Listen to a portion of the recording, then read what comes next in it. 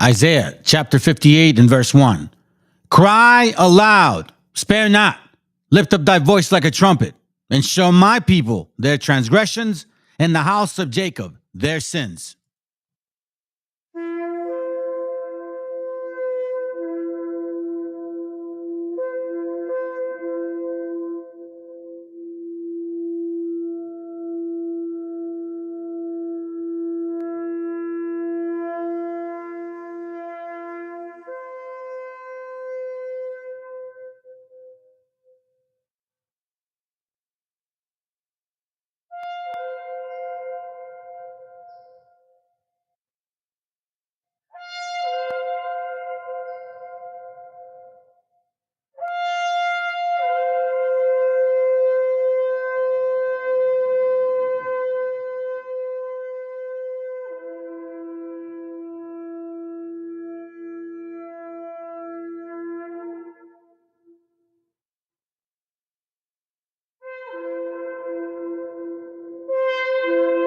Copyright disclaimer. This content does not belong to Bible Chronicles or claim this intellectual property. The content provided today has and always will belong to the content owner. Bible Chronicles does not have any affiliation with the owner of this property. As mentioned, Bible Chronicles did not intend to make use of any material for the purpose of harvesting gain. However, Title 17 of United States copyright law states material and use can only be done when it's for theological or general educational purposes, and thus Bible Chronicles believes that this principal material falls under fair use, which honors protection under Section 107 of the same U.S. copyright law.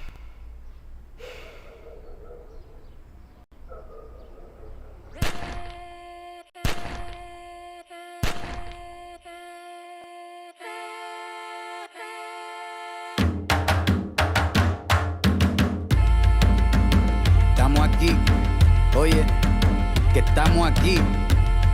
Mírame, estamos aquí. Desde hace rato, cuando ustedes llegaron, ya estaban las huellas de nuestros zapatos. Se robaron hasta la comida de gato y todavía se están lamiendo el plato. Bien encabronados con estos ingratos. Hoy le doy duro a los tambores hasta que me acusen de maltrato. Si no entiendes el dato, pues te lo tiro en cumbia, bossa nova, tango o vallenato. A lo calaboy y bambú, bien frontú, con sangre caliente como Timbuktu. Estamos dentro del menú. Tupac se llama Tupac por Tupac Amaru del Perú. América no es solo USA, papá. Esto es desde Tierra del Fuego hasta Canadá. Hay que ser bien bruto, bien hueco. Es como decir que África es solo Marruecos. Estos canallas se les olvidó que el calendario que usan se lo inventaron los mayas con la Valdivia precolombina. Desde hace tiempo, este continente camina, pero ni con toda la marina pueden sacar de la vitrina la peste campesina. Esto va para el capataz de la empresa. El machete no es solo para cortar caña, también es para cortar cabeza. Aquí estamos, siempre estamos, no nos fuimos, no nos vamos. Aquí estamos pa' que te recuerde. Si quieres mi machete te muerde. Aquí estamos, siempre estamos, no nos fuimos, no nos vamos. Aquí estamos pa' que te recuerde. Si quieres mi machete te muerde. Si quieres mi machete te muerde. Si quieres mi machete te muerde. Si quieres mi machete te muerde. Te muerde, te muerde. Los paramilitares, las guerrillas, los hijos del conflicto, las pandillas, las listas negras, los falsos positivos, los periodistas asesinados, los desaparecidos, los narcogobiernos, todos los que robaron, los que se manifiestan y los que se olvidaron, las persecuciones, los golpes de estado, el país en quiebra, los exiliados, el peso devaluado, el tráfico de droga, los carteles, las invasiones, los emigrantes sin papeles, 5 presidentes en 11 días, disparo a quemarropa por parte de la policía, más de 100 años de tortura, la nova trova cantando en plena dictadura. Somos la sangre que sopla la presión atmosférica. Gambino, mi hermano, esto sí es América.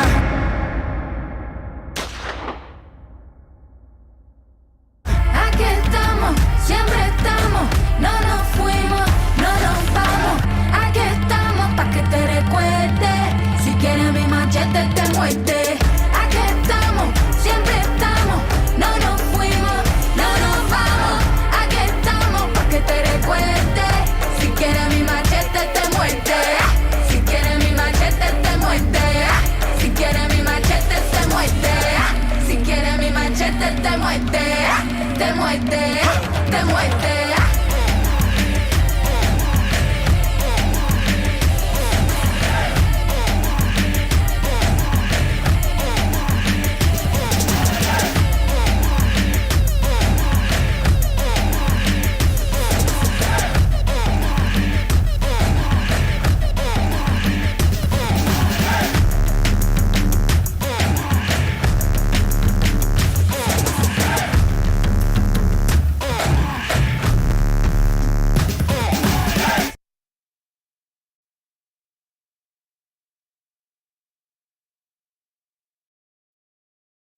autor viene a decirnos con mucha firmeza y gran convencimiento lo mismo que nos decía en el siglo XVIII el barón de Holbach, ¿no? Un filósofo francés de origen alemán. Si nos remontamos al comienzo, entonces hallaremos que la ignorancia y el temor crearon a los dioses. La fantasía, el entusiasmo o el engaño los adornaron o desfiguraron. La debilidad les rinde culto, la credulidad los conserva, la costumbre los respeta y la tiranía los apoya para que la ceguera de los hombres sirva a sus propios intereses.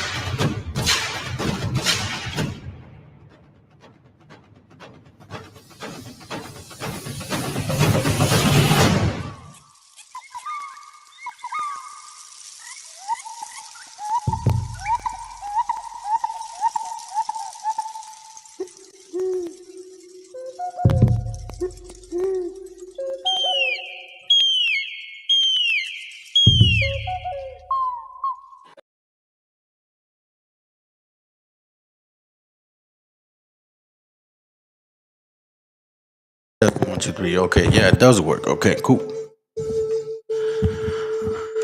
Oh man,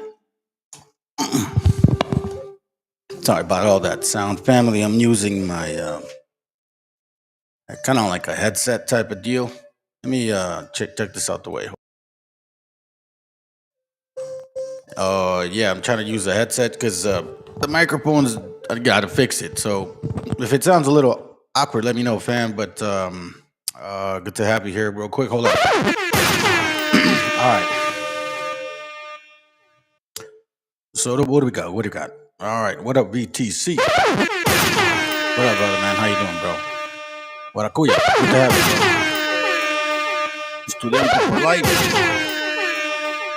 Permías buenos días. Maybe annoying to some people. Are like, man, he played that so much. I don't give a shit. Anyways, check this out, bro. I got something good. I think I got something good for y'all today. All right, and I'm gonna get pretty heavy into this meaning here, and I'm gonna kind of take us a step back a little bit further before we mention anything about Nimrod, because I want to show you something. I definitely want to show you something, and it may blow your mind. I don't know. You know, I just, man, when y'all decide, once we're done, you decide. I may have to do 2 parts to this, because I want to show you some real good details regarding who Nimrod is, not only where he came from, because a lot of us know, but what is his, what do the giant people of Canaan have anything to do with Nimrod, and why is there giant tall as people after the flood here? You get what I'm saying? So we're gonna get into that point here, and like, for example, about maybe yeah, I'm gonna show that too, by the way, bro. I'm gonna show that as well. And once hopefully I can present all this in one video, so then you guys can really get how deep this shit is. Okay, so let's begin. Let me start off with this, because after I share with you all of this, you're gonna find out why there are some people why they are the way they are. Wisdom of Solomon 12:1 says, "For thine incorruptible spirit is in all things," right? Whether you're wicked or not, so to speak. I guess in a way he gives people that chance, right? Now we're going to come back to this real quick. We're going to come back to this. But, again, we're going to, man, excuse me. Sorry about that. Let me show you a quick video. And I forgot to show you guys this a while ago, but we're going to see it now. Okay? Let's go. His kingdom is notably associated with the land of Shinar, which is often linked to ancient Mesopotamia.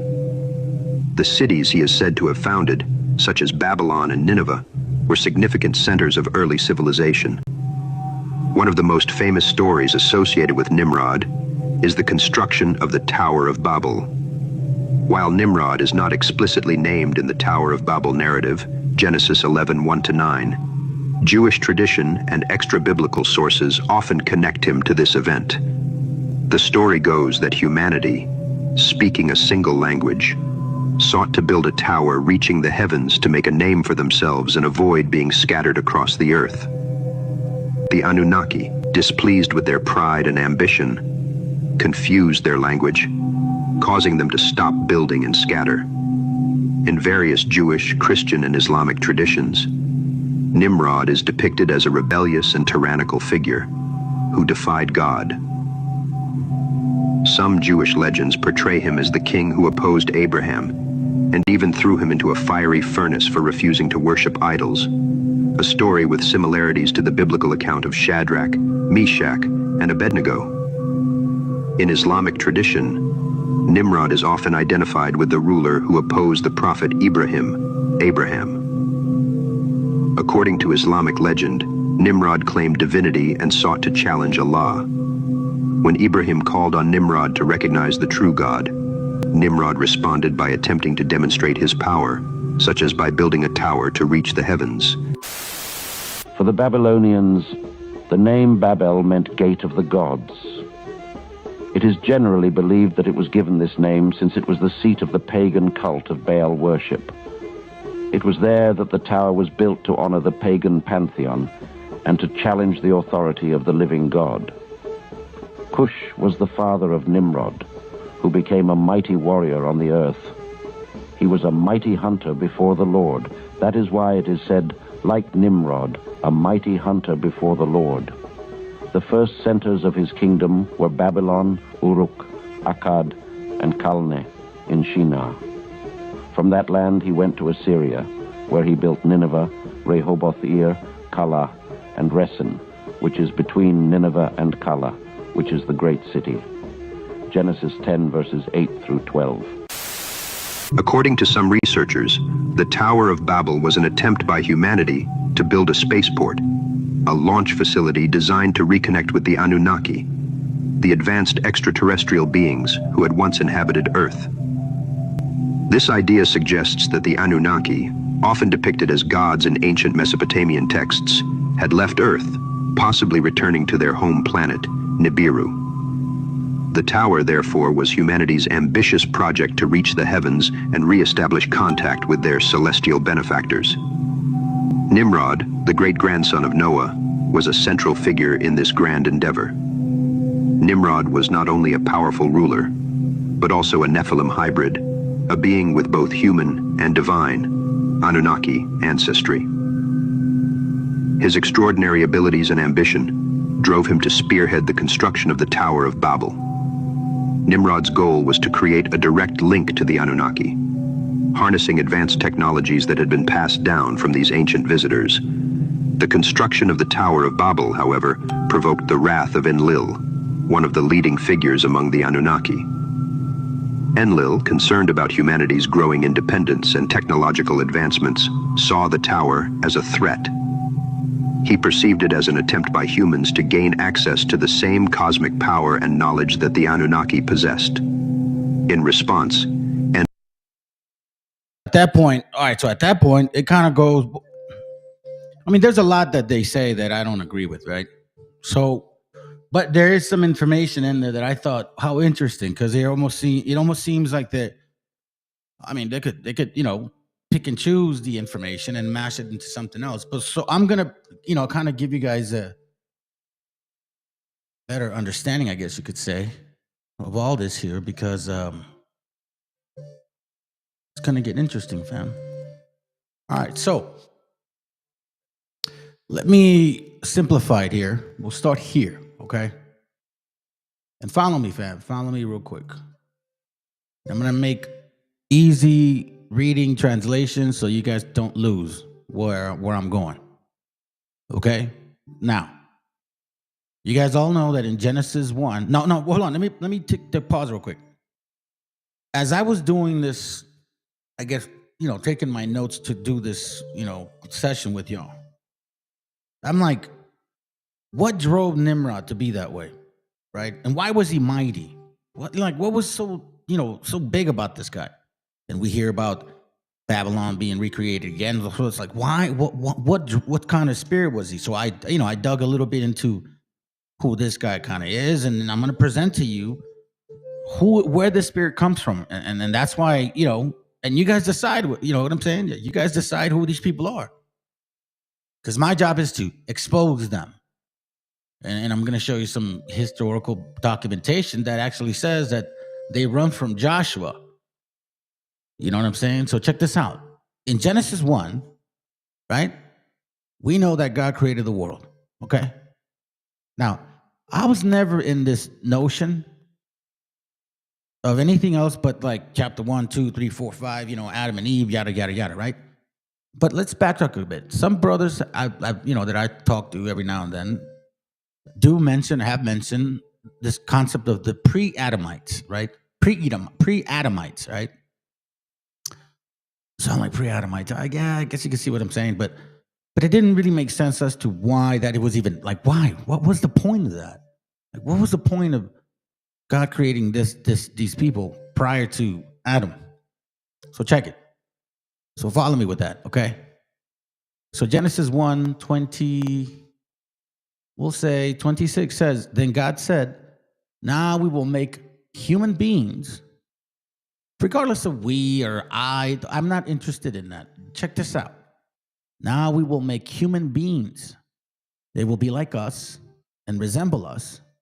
They will have power over the fish, the birds, and all the animals, and domestic and wild, large and small. So for people to assume is that humans here were like monkey looking, no.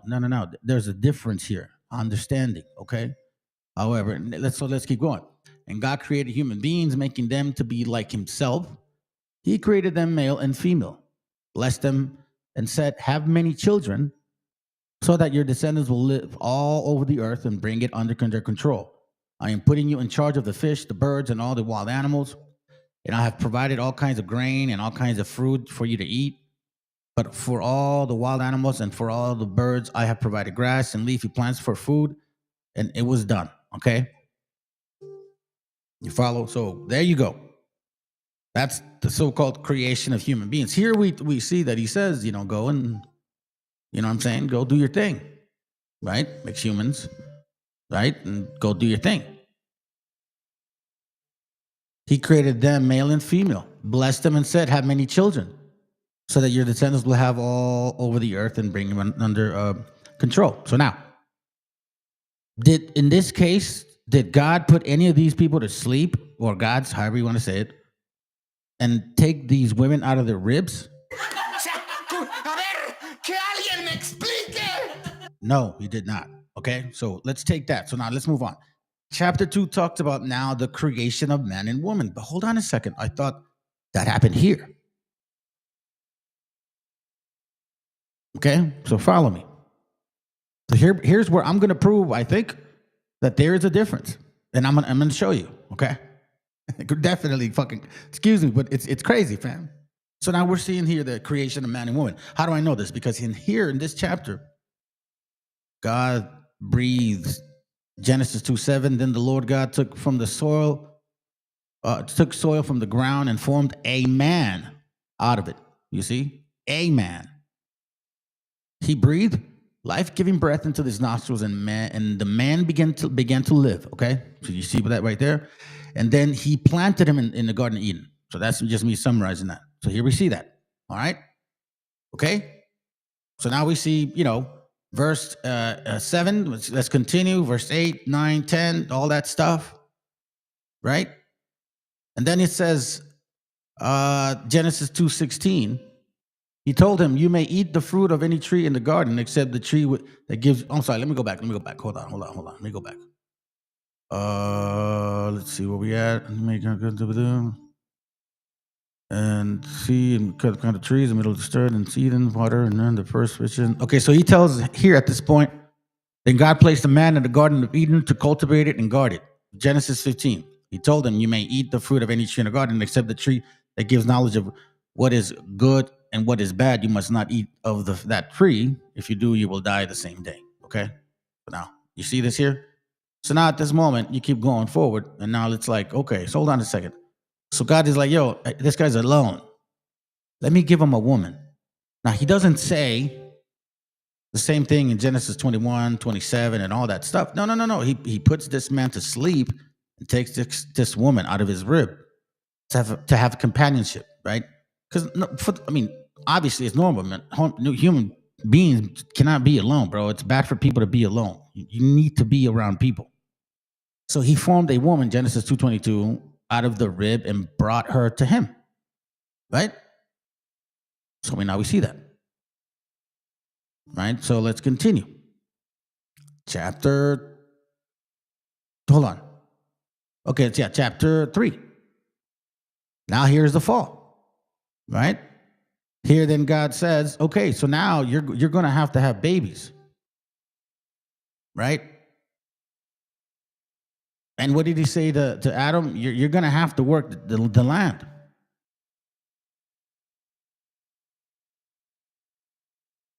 You see where we're going with this? So now all of a sudden, then it says Genesis 3:23. Then at the east side of the garden, he put living creatures and a flaming sword, which turned into the direction. This was to keep anyone from coming near the tree that gives life. So then here we see, okay, so then now Genesis 1, some people are created. Genesis 2, Adam and Eve are created. You want to know why? I think it shows that it's different. Here's why. Because in Genesis 4, after being, cursed, I guess you could say, Adam has to work in a sense. The woman now has to have babies. Now they have Cain and Abel. Right? This is chapter 4. I don't really have to go through these details many much because we know these things. But check this out. If you keep going forward, right? Then it says here, after he kills Adam, right? Genesis 4:10. Let's read this. Then the Lord said, why have you done this terrible thing? Your brother's blood is crying out to me from the ground like a voice calling for revenge. You are placed under a curse and can no longer farm the soil. This has soaked up your brother's blood as if it had opened up its mouth to receive it when you killed him. Okay? So now Cain, verse 13, said unto the Lord, the punishment is too hard for me to bear. You are driving me off the land and away from your presence. So you see this. So now after Cain kills Abel, right? Because remember, Adam and Eve had Cain and Abel. Cain kills Abel. Then Cain has to leave or leaves the presence of the Lord. And I will be a homeless wanderer on the earth. Don't forget that. Okay? And anyone who finds me will kill me. But the Lord answered, no. If anyone kills you, pause for a moment. Hold on a second. Who's gonna kill him? He just killed Abel. If Adam and Eve were alone, and Abel and Cain were the only people, so to speak, who else would kill Cain? The people in chapter 1. Okay? Then it says, if anyone kills you, 7 lives will be taken in revenge. So the Lord put a mark on Cain to warn anyone who met him not to kill him. You follow me now? Okay, here we go. And Cain went away from the Lord's presence and lived in a land called Wandering. Remember that, by the way, when I read something that says the wandering something, and it's all going to connect, I think. And it's going to connect to the classes that I've been teaching for quite some time. I've been teaching this for a while regarding who these people are in reality in regards to the enemy. not just a bunch of people. I mean, I individualize these groups.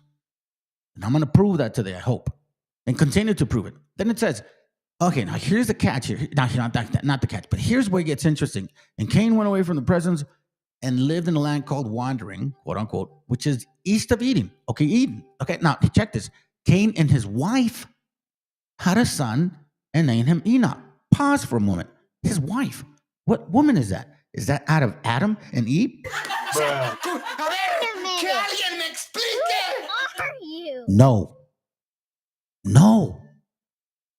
So then Cain leaves where Adam and Eve are. Remember? Cain leaves from there and finds a woman. Is there a name to this woman? Who is the father? Don't they usually say the father of? Even so-called? Right. Cain and his wife had a son. Now here's where it gets interesting, fam. Cain leaves and he has kids with some woman. It doesn't say who this woman is. It doesn't say where she comes from. What I know this now. It's chapter 1 people. Do you understand what this is going now? Cain and his wife had a son and named him Enoch. That's one kid. Then Cain built a city and named it after his son. Enoch had a son named Irad. That's 2 down the line. Who was the father of Mehuel. That's 3. Mehuel had a son and named him Methuselah. That's 4. Who was the father of Lamech. That's 5. Lamech two wives. Now, where the hell did these women come from? And mind you, no mention of Adam and Eve as of yet. Yeah. But however, Lamech still, again, going back, had 2 wives, Adah and Zillah. Okay, so now we have Adah gave birth to Jabal. That's 5, who was the ancestor of those who raise livestock and live in tents. And his brother was Jubal. The birth of Jabal and Jubal, so that's 5. That's 6, I believe. The ancestor of all musicians who play the harp. Zillah gave birth to Tubal-Cain. That's 7. And that name, I'm going to show you something interesting as we move forward. Don't forget Tubal-Cain, by the way. Don't forget the wanderer. These are important things. Zillah gave birth to Tubal-Cain. That's 7. Who made all kinds of tools of bronze and iron. Now we're going to read somewhere else. It's not necessarily he that taught them, but I think when it comes to the Bible, just the Bible that we all get to read, I guess. They're very limited in what occurred in those details. So I'm going to show you some details and try to connect them like a puzzle, okay? But remember, Zillah gave birth to Tubal-Cain. That's 7, I believe, who made all kinds of tools and bronze. And the sister of Tubal-Cain was Naamah. So far we got 7 men.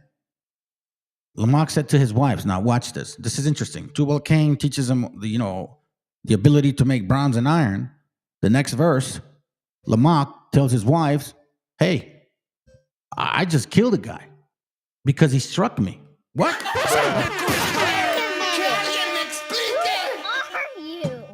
Who the hell? Right after he's taught on how to use the sword, he kills. So check this. As of right now, we're only hearing Cain and his seed. Cain and his seed. Cain and his seed. Right? That's kind of what we're all seeing. Cain and his seed. You got about 7 so far down the line, and then it says, if 7 lives... okay, let me go back. Lamech said to his wives, Adah and Zillah, listen to me. I have killed a young man because he struck me. Who is this young man? It's not from Adam and Eve, or else that would have been as significant as Abel and Cain. So who is this? Is this also the line of Cain? At this moment, I don't think Cain is fighting among themselves. So this is someone else. Chapter 1 people, right? So here it says, if 7 lives are taken to pay for killing Cain, 77 will be taken if anyone kills me. Now watch. Here it changes conversation in verse 25. Finally, after all of this occurs, Cain left, killed Abel, said, I'm gone, I'm out of here, whatever. I'm going to go have babies now. A murderer doesn't, just starts to regenerate. marries some wife who we still don't know who the hell she is. But I think we know now as we're moving forward.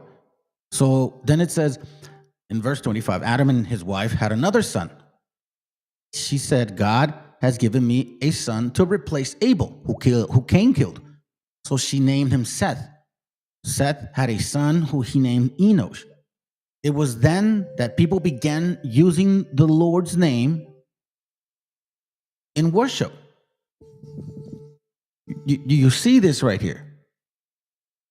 Cain and Abel. Cain kills Abel. Cain leaves, marries some chick, who knows where she comes from. Cain starts having a lineage. Those men married some women. Who knows where they come from? Not of Adam and Eve, because Adam is not even mentioned. Then all of a sudden, after all of that down there, after Lamech kills somebody, because what is that showing? That the spirit of Cain got worse and worse, correct? So then finally God says, I think we need to redo this shit because these people are wicked. Now we're seeing it in a short matter, right? Now check this out. How do I know this? Because as soon as Seth comes back, Enos is born. All of a sudden, here's the list of the descendants of Adam. And it says, when God created human beings, he made them like himself. He created them male and female, blessed them, and named them human beings. But you see, here's where it gets tricky for a lot of people. And if you read only this translation, you can get stuck. I'm going to show you chapter 5, and look how it says it. It's almost the same way. This is on the New Oxford Annotated Bible with the Apocrypha. Chapter 5, Genesis. This is a list of the descendants of Adam. The list of the descendants of Adam. When God created humankind, he made them in the likeness of God. Right? Do you see the letter B, C, and the number 2? Male and female created them. He blessed them and named them humankind. B, right? So check this. We're going to go down the list here. And what does that mean? Adam, him, right? So B and C means something. So then when God created humankind, meaning Adam, he made them, meaning him, in the likeness of God. You follow me here? Male and female, he created them, and he blessed them and named them humankind when they were created.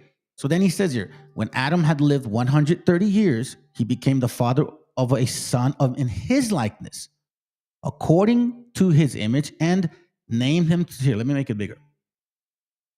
Okay, hold on, let me go back. According to his image, and named him Seth. The days of Adam after he became the father of Seth were 800 years, and he had other sons and daughters. So Adam had other kids after Seth. Okay? Thus, all the days Adam lived were 930 years, and he died. Then Seth had lived 105 years. He became the father of Enosh. Seth lived after the birth of Enosh 800 years, and he had other sons and daughters. Do you see the lineage of Cain and the lineage of Adam? I'm sorry, of Seth? The lineage of Seth and the lineage of Cain. You understand, Cain came from Abel.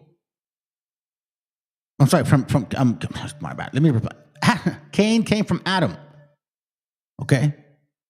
Cain killed Abel, the son of Adam, as we read. Now, after many generations from Cain mixing with some people from chapter 1, we bring Seth.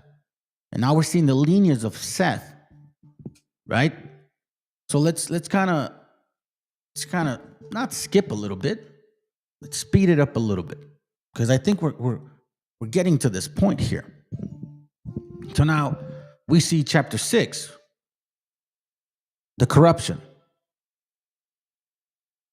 When people had spread all over the world and daughters were being born, some of the heavenly beings saw that these young women were beautiful, so they took the ones they liked.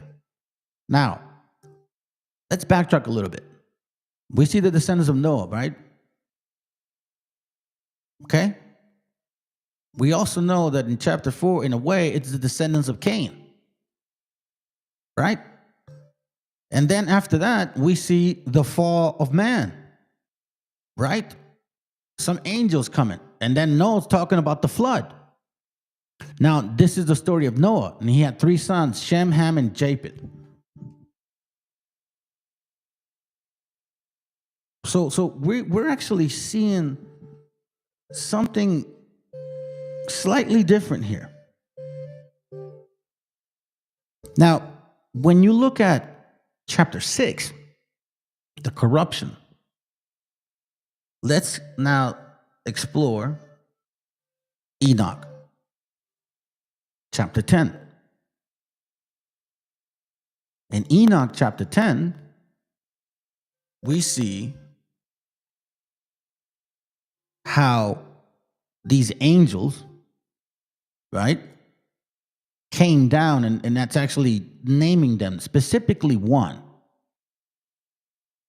Now, I want to show this to you guys because it really stuck out to me, okay? Then it says, then said the Most High, the Holy One, then said the Most High, the Holy One, and Great One, spake and said, Uriel to the son of Lamech, and said to him, go to Noah, and tell him in my name, hide thyself, and reveal to him the end that is approaching. The whole earth will be destroyed, and a deluge is about to come up upon the whole earth, and will destroy all that is on it. And now instruct him that he may escape and see his and his seed may be preserved for all the generations of the world. And again, the Lord said to Raphael, bind Azazel, hand, foot, and cast him into the darkness, and make an opening in the desert, which is in Dudel, and cast him there. Okay. So this guy is one of those angels that technically came down. And when we see the corruption of the people, Genesis 6. So he's one of those that mixed with the women, so to speak, and taught them, in a sense, so-called all those sins. Okay, I'm going to show you something here real quick. And I want to explain this before I move on, because I also think this is important. So we see here, where is it at?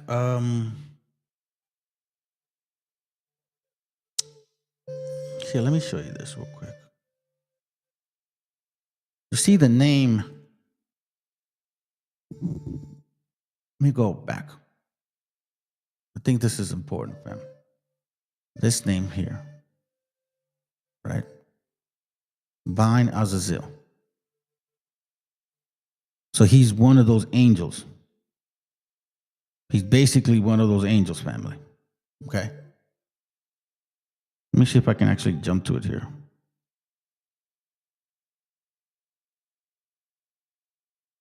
In chapter 7, let me give you a little history. So before we move back here, I'll go back. The previous.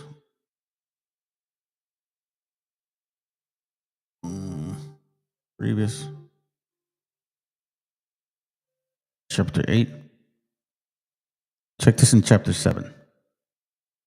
It says here, Enoch chapter 7, and all the other together with them took unto themselves wives, and each chose for himself one, and they began to go in unto them and defile themselves with them, and they taught them charms and enchantments and the cutting of roots, and made them acquainted with plants, and they became pregnant, and they bare great giants, whose height was 3,000 ells, who consumed all the inquisitions of men, and when men could no longer sustain them. So you see how it gets pretty lawless in this chapter, right?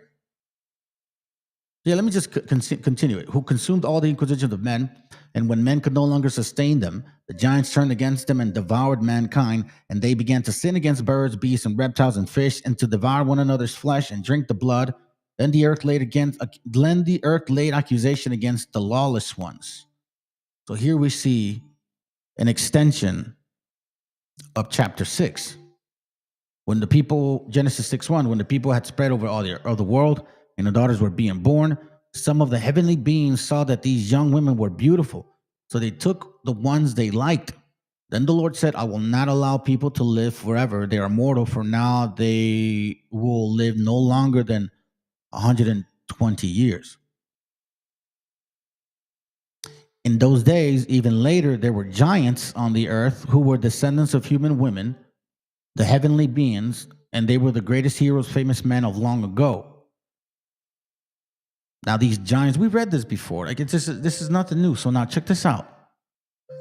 I had to show you this part in regards to chapter 7. Chapter 8 mentions who? And Azazel, on Enoch chapter 8, and Azazel taught men to make swords and knives and shields and breastplates, and made known to them the metals. Remember, Tubal-Cain in Genesis is technically the one that showed them. So are we saying that the Spirit showed him or his mother? Right? Remember, who did he come from? Like for example, the women, not his mother, but the women. The art of working them, the bracelets, the ornaments. Which women did they sleep with? The women of Adam or the women of Cain?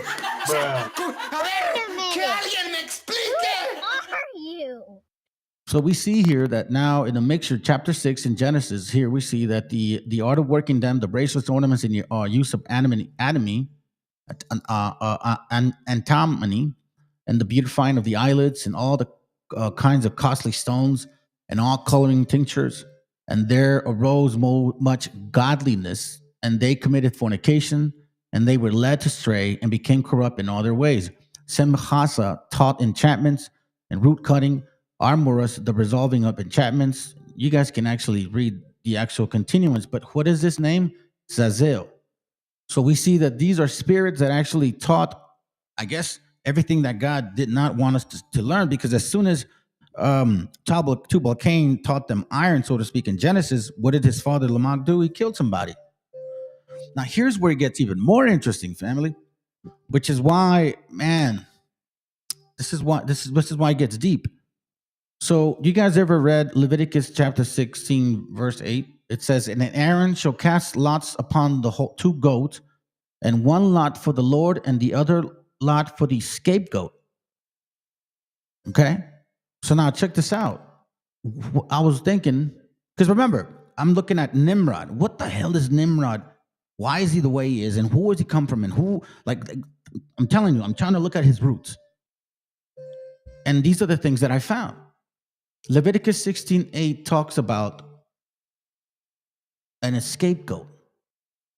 What I found so funny is that the scapegoat is also called Strong's H 5799. Azazel. Now you would think, what are you saying? What are you saying, bro? That God is going to demand that you sacrifice an animal in the name of Azazel?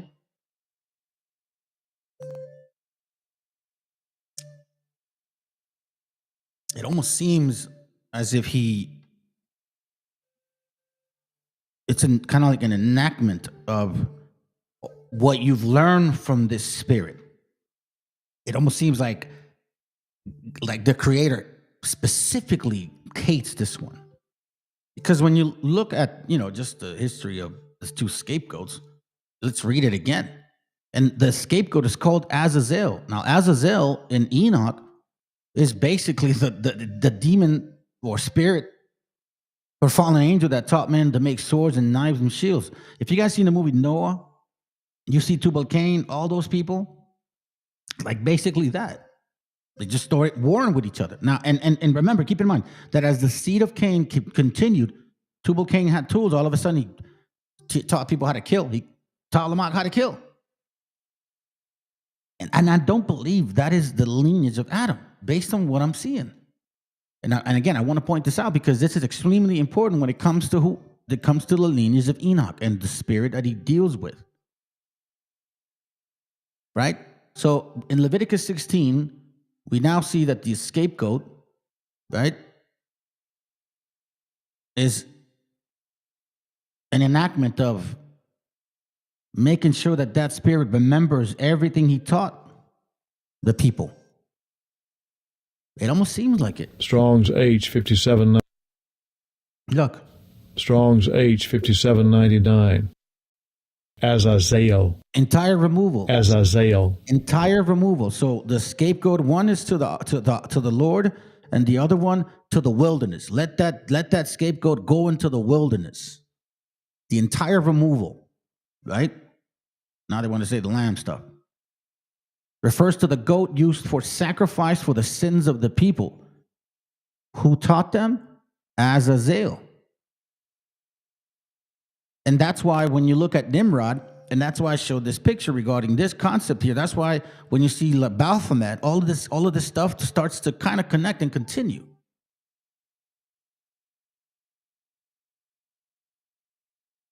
Now check this out. Now let's go to Enoch, chapter 6.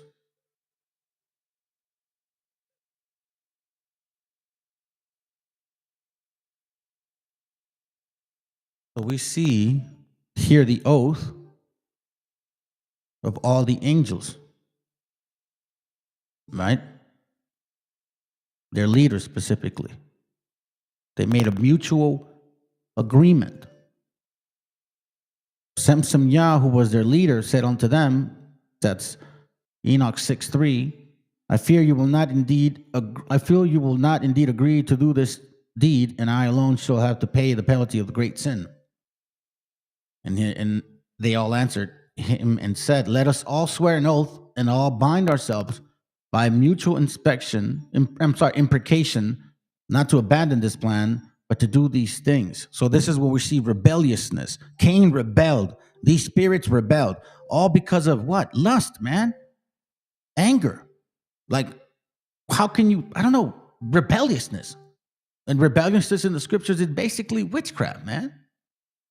So you start seeing where the spirit is kind of coming from. Now we went to chapter 7, we already read it. Now we went to chapter 8. We already saw that, right?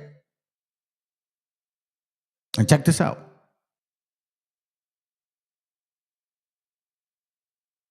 Okay, so now, is it chapter, hold on, my bad. Chapter, oh, that's right, my bad, hold on. Submit old be dope. Spend time. I was supposed to do something here. A while ago.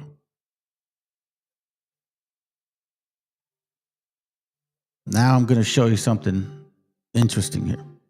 And I'm going to try to connect this so then we don't get lost, fam. Now, some of you guys, I don't know if you heard of this book called The Book of Jasher. I don't necessarily, you know what? I'm just going to show you what I think are part of the puzzles, okay? We're going to go to Jasher, chapter 7. Okay? And here we see also the lineage of Noah, Shem, Japheth, and Ham, correct? Right? Okay, so now we know now that Cain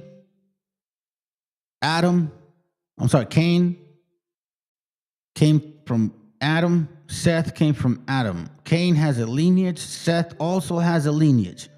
And it leads up to this point.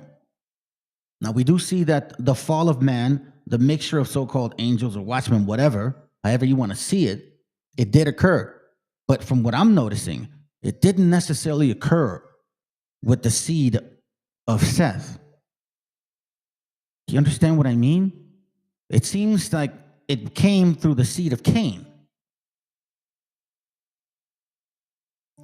And let me see if I can actually address this now before we even lose track of this, because I'll come back to it. You know what I'm saying? Like sometimes it's just part of the way this class moves, and I think it's a perfect time to use it now. So check this out. We see here, right? And these are the names of the sons of Noah: Japheth, Ham, and Shem were the children born to them after the flood, right?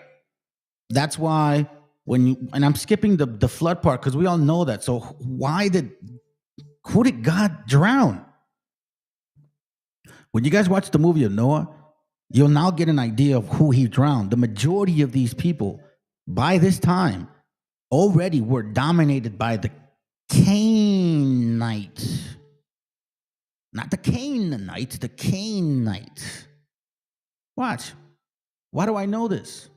Because we're seeing here the lineage of Japheth, right? The lineage of Ham. And Ham, here we see that he has a specific lineage, okay? Right? We see that. And then we see Shem, right? When you go down in this chapter, now it gets into specific details down the line of each child. Shem, Japheth, and then Ham. But in this case, here we see, and Cush, the son of Ham, in 23, verse 23, the son of Noah took a wife in those days, in his old age, and she bare a son, and called his name Nimrod. Okay? So now, let me take you back a bit. I don't want to lose y'all, because I am kind of getting ahead a bit, and I'm trying to, there's so much to show you. I don't want to lose y'all. So check this out. I found this, and this was very interesting to me. It says the Canaanites. This is from Noah.fandom.com, wiki, Canaanites. I mean, again, I'm trying to show you guys something that really stood out to me, okay? It says the Canaanites, or the children of Cain, are the dominant race of humans. They were a powerful industrial civilization that collapsed due to the environmental destruction and loss of resources. The Canaanites were ruled by Tubal-Cain, their supreme general and king, right? The Bible says that Tubal-Cain was the first one that taught Lamech the use of weaponry. Cain, the son of Adam, the first murderer, was the presumable founder of the Canaanite civilization and race. Remember, this is not of Adam's lines, so to speak. Remember, Adam had Seth. God did not want to deal with the seed of Cain anymore. Do you understand now? And it says, with the murder of Abel, he and his descendants became more violent and depraved, which is why we saw examples of how the lineage of Cain, all of a sudden, Lamech kills. And all of a sudden, in chapter 6, people are, having babies, and the watchmen say, hey, who are those women? And they get more wicked. So check this out. And he and his descendants became more violent and depraved. In spite of his sins, he and his descendants were sheltered and gifted knowledge of creation by the watchers and a band of fallen angels. You see this. With the watchers' assistance and tutelage, they built a great city and grew stronger as the time went on. The Canaanites spread throughout the world, establishing more cities and forging a worldwide industrial empire. You see what this is actually saying? The Canaanites? Check this out, okay? The last Canaanites were led by Tubal-Cain to wage war and claim Noah's Ark, but were drowned by a great flood. Some Canaanites climbed, so it says some Canaanites climbed on the mountaintop, only to be swept by a great wave and drowned in the ocean. All that remained of the Canaanite culture is Naomi, sister of Tubal-Cain, wife of Noah. Wow.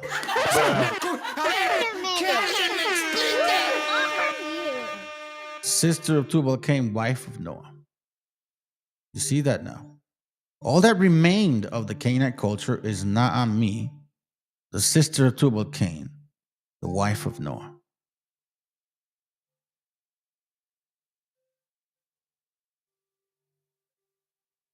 Okay, so now, let me take you guys a step back a little bit. Show you this real quick. Let's see if I don't forget anything. So we went to chapter 6. Chapter 7, we see now that Noah is going on the boat, right? And that's exactly what we read earlier, because I did skip it a little bit, fam. Right? I did get ahead on myself here in this particular section, I think. Right here, right? So let me conclude a little bit. So Joshua 7, Genesis 7. It's kind of the same concept here. They get on the boat. They start floating. Genesis 7:13, and the same day Noah and his wife went into the boat, and the 3 sons, Shem, Ham, and Japheth, and their wives. With them went every kind of animal. So you see this here. What happened to all the people in chapter 1? What happened to all the line of Cain? What happened to all of these so-called giants? Right? So check this out now. We're going to go into chapter 8, the flood. Right? Chapter 9, the descendants of Noah. Chapter 10, here we see again what Joshua 7 was talking about, the line, correct? Chapter 11, the Tower of Babel. Okay, so I had to kind of take you guys through that example because this is where it gets very interesting. And I needed to show you the spirit of what we're going to talk about. Because through this line of people, you're going to find out how wicked this shit is.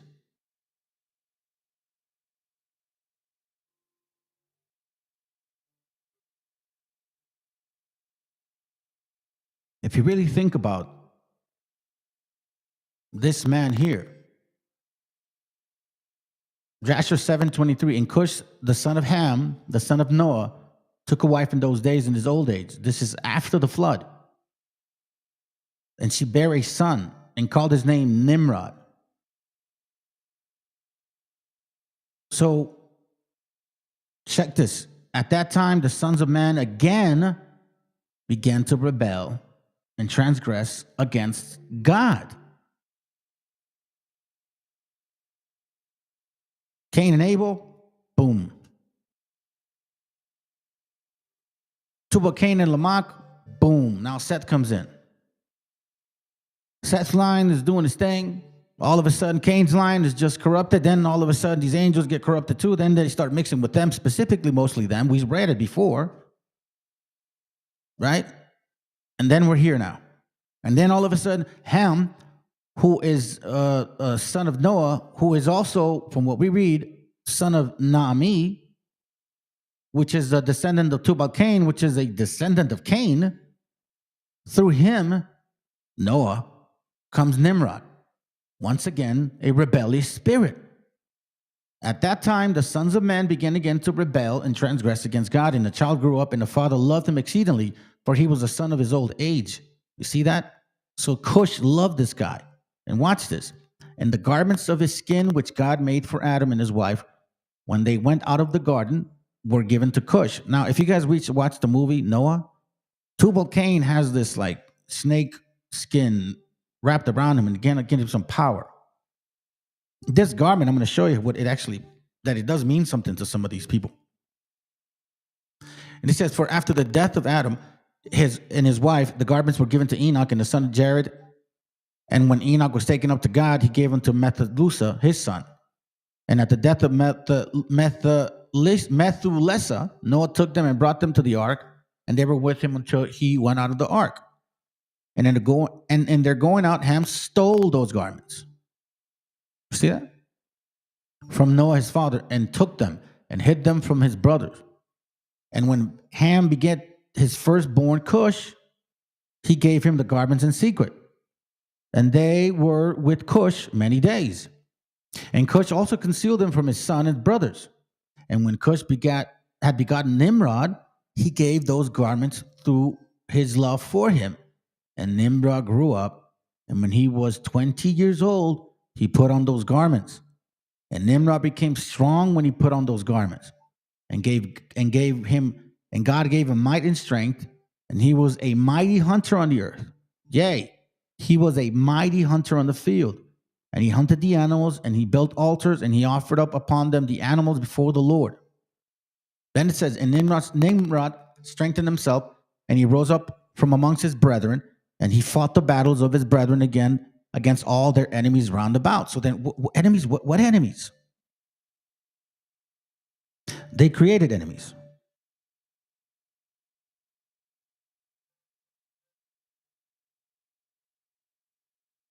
They created enemies, basically. We see that he strengthened himself, right? And throughout this chapter, he's talking about how Nimrod is literally just, gaining power. Verse 39, when Nimrod had joyfully returned from the battle after having conquered his enemies, all his brethren, together with those who he knew before him, assembled to make him king over them, and they placed the legal crown upon his head. The legal crown. And that's why you guys see like these sun rays around your gods. And he set over his subjects and people, prince, judges, and rulers, as this custom among the kings. You see this? Interesting, isn't it? The more that we see this character named Nimrod. Verse 43, we see Nimrod called the city that he built Shinar. Right?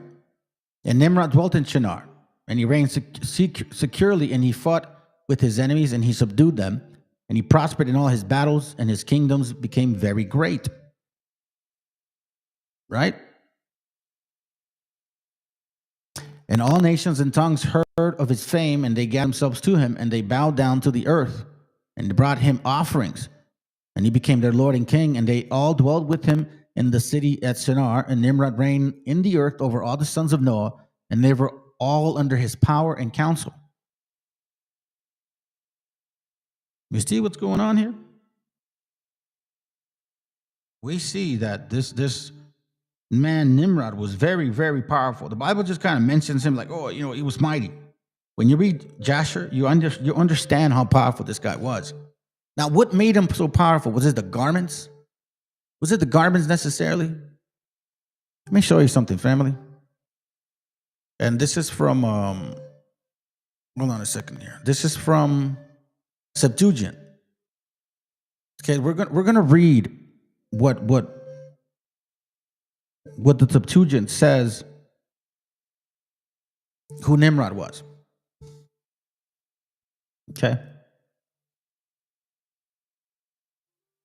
We're going to go to Genesis chapter 10. Oh, you're going to buzz my wobbles now. Now when I need it the most. Genesis chapter 10, okay? I'm going to show you this real quick.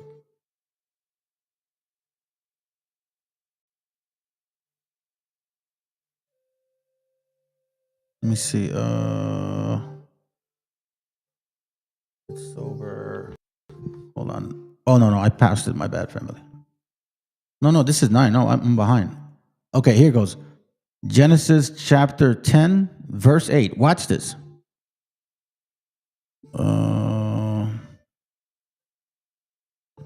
Is this it, family? Come on, hold on. Let me look for it. It's got to be this one. It's got to be this one. Okay, watch this real quick. And the Lord understand, and the Lord scattered them in the pens of the earth, and let the building of Torah, and don't call the confusion. Hold on a second. Give me a moment.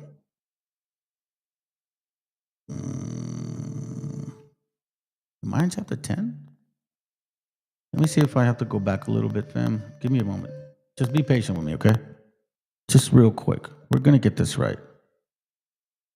There we go. Right here. That's it. That's it. So this is the Septuagint, okay? Look at the translation of the Septuagint in chapter 10. I want you to be mindful of what I'm going to show you here real quick. Watch.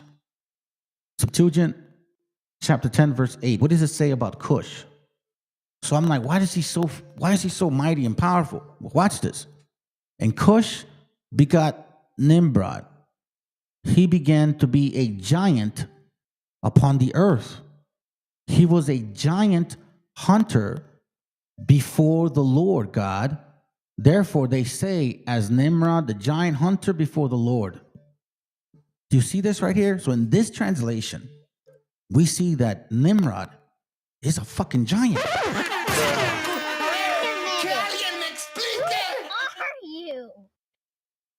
He's a giant. Now you think, so what? No big deal. So what if he's a giant? Okay. See, I thought the same thing. So what if he's a giant?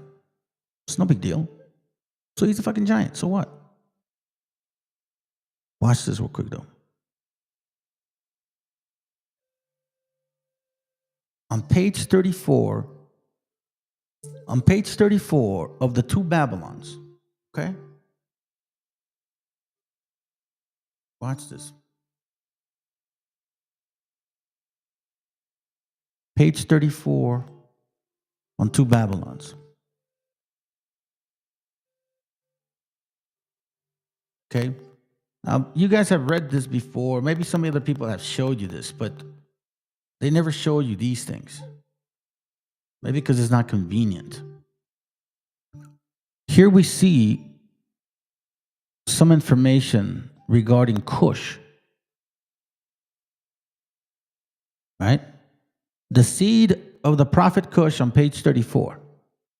Okay? This is the book of the two Babylons. Keep that in mind. All right? Now, I'm going to skip down a little bit here. I'm going to start right here. Okay? So you see how this is depicting, in a sense, Nimrod with horns. See, he's fighting huge animals and subduing them, just like the Assyrian king. Okay? Which I believe that's who the Assyrian king is, that representation. So now it says here, the word seems to come from Neba, to deliver an oracle or to prophesy, hence would mean an oracle, and may thus, as Calmet suggests, he be no more than another name for Baal himself, or Baal himself. Okay, so watch this. Hold on, let me see. Baal himself, or a characterization epithet applied to him, it being not unusual to repeat the same thing in the same verse in equivalent terms. So watch. Zer-Nebugus, the great seed of the prophet Cush, was, of course, Nimrod. Okay? For Cush was Nimrod's father. Turn now to Layard and see how this land of ours and Assyria are thus brought into intimate connections. In the woodcut referred to, first we find Assyrian Hercules, that is Nimrod, the giant.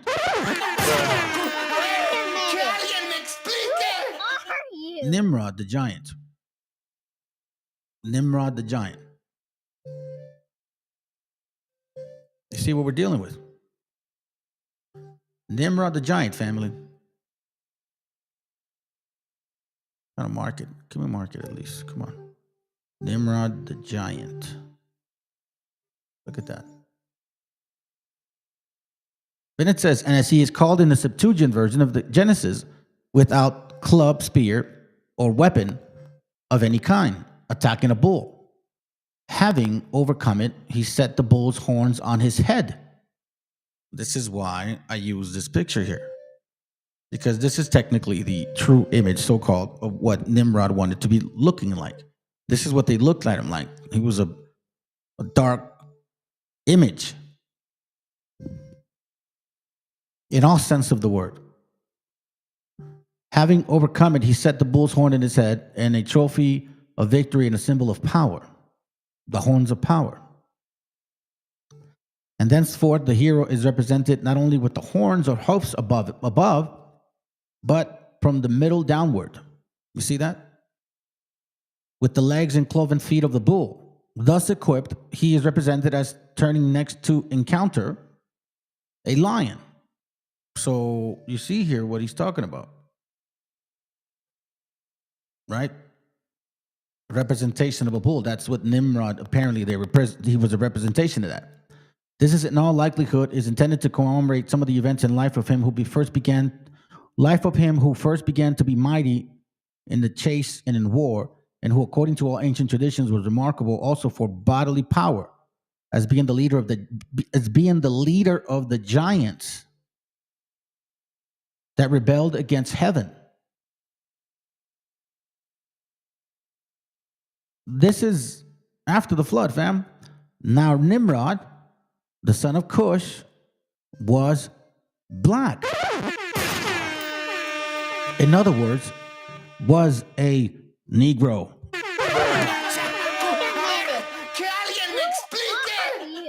Then it says, can the Ethiopian change the skin? Is in the original, can the Cushite do so? Keeping this then in mind, it will be seen that this atones from Nineveh. We have both the prototype of the Anglo-Saxon Zer-Nibbagus, the seed of the prophet of Cush, and the real original of the black adversary of mankind, with horns and hoofs. So that's why when you guys see Lucifer, so-called Baphomet, you see this representation of Baphomet. Baphomet is shaped like a bull, like a goat, with horns and hoofs. It's really the case.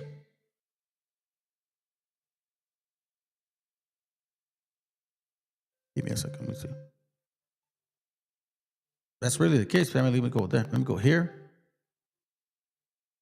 And then we see also this. Watch.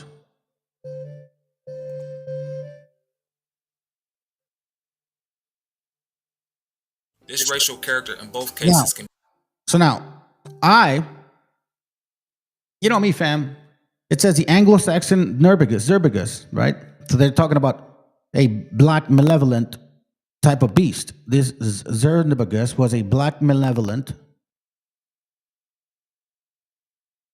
ill-omened divinity. In other words, the exact counterpart of the popular idea of the devil, as supposed to be black and equipped with horns and hoofs. This name, analyzing compared with a accompanying woodcut. So why would they consider him as being somebody dark-skinned? Because this was the first king, the first ruler of people. So the first rulers, in reality, were the Hamites of this world, in a sense. The first rulers were the Hamites. Then now you have, in a sense, the Japhites. And now they're going to have Shem again, right? The name Zer-Nibbagus is almost pure Chaldee, right? So we see also that the seed of the prophet Cush, as we've seen reason already to conclude that under the name Bel or Baal is distinguished from Baal. Cush was the great soothsayer or false prophet worshipped at Babylon. Why? Because it was the father of Nimrod. The father of Nimrod that, quote unquote, gave him the garments. And again, we see that Nimrod was the giant, the leader of the giants. The leader of the giants. Now, if that is the case, well, I kind of find this interesting, since you guys want to say you were there. Watch this. Be traced along different lines to the same distant source. Pay attention, brothers and sisters. This consideration of the evidence that the people of brunette complexions, aka brown complexion, were among the Anglo-Saxon settlers in England leads us to that of the people of a still darker hue, the dark, black, or brown settlers. Probably there must have been some of these among the Anglo-Saxons, for we meet with the personal names Blackman, Blackman, Blakeman, Blackaman, Blacksunu, Blacka, and Blanchman. I get the picture of that. So we see here the depiction of Nimrod as a dark-skinned person, or what you would call a so-called Negro. That's what the book says. Now, I have this other book here, And again, these are just materials that I found as I'm doing this research regarding Nimrod. Like, what the hell? Who's with this Nimrod character, bro? This Nimrod character is something else. Watch this real quick. I'm gonna look up because it says also the leaders of giants, right? And I was like, leader of giants. I didn't know he was a freaking giant, bro. Well, it gets interesting. Supposedly the book of giants, and it's out of the Dead Sea Scrolls. I'm only showing y'all the information. Y'all need to research this too. Obviously, I'm not, trying to say, oh, this is concrete. I don't know. I'm connecting the dots. This is all I have, right? This is all we have. It says the most important of these books is the book of the giants, and it mentions Enoch. He was rediscovered in the Quran with a Qumran, right? The Qumran, they say. The Qumran, I think, right? All right. Now, we have here Enoch lived before the flood during a time when the world in ancient imaginations was very different. Okay? So then we see here, like, watch this. So now let me skip here. According to the book of Enoch, the mingling of angels and humans was actually the idea of Shir-Nahath, the leader of the evil angel, who lured 200 others to cohabit with women. We saw that example. The offspring of these unnatural unions were giants 450 feet. Of the seed of Cain, specifically, were very easy to do this. When you look at, historically speaking, the seed of Seth did not necessarily were the first ones to get into this point. Cool. Why do I say that? Because after these angels mixed with the seed of Cain, they got giants, and giants started eating everybody. Do you understand what's going on? And they did a lot of wicked shit, fam. The wicked angels and the giants began to oppress the human population. You see this? The seed of Cain. That's why when I showed you that link, it talks about Cain being the oppressive nation, the powerful one. Okay. Began to oppress the human population and to teach them to do evil. For this reason, God determined to imprison the angels until the final judgment and destroy them in the flood. You see this? Enoch's effort to intercede with the heavens for the falling angels were unsuccessful. In the book of giants, it elaborates specifically certain things, right? Retells parts of the story, elaborates on the exploits of the giants, especially the two children of Semsomia, Ohia, and Hamaya. Since no complete manuscripts exist of giants, its exact content and other remains a matter of guesswork. True. That's why I'm just telling you, this is what I'm working with. I don't know. Watch this real quick. Also, fortunately, the little remains of the independent adventures of the giants, but it is likely that these tales were at least partially derived from the ancient Near Eastern mythology, which when you look at the Hindus and all those, Roman, Greek mythologies, you start seeing the connections. Thus, the name of one of the giants, Gilgamesh, which I believe is Nimrod, the Babylonian hero and the subject of great epic written in the 3rd millennium BC. So I think that is actually Nimrod, Gilgamesh. So here we see fragments, right? But here's where it gets interesting. We're going to see a lot of those examples of giants. The offsprings of these unnatural unions were giants 450 feet, right? We see this. Okay, we're going to go all the way to verse. We're going to get to, let's see, go to 27. Let me see.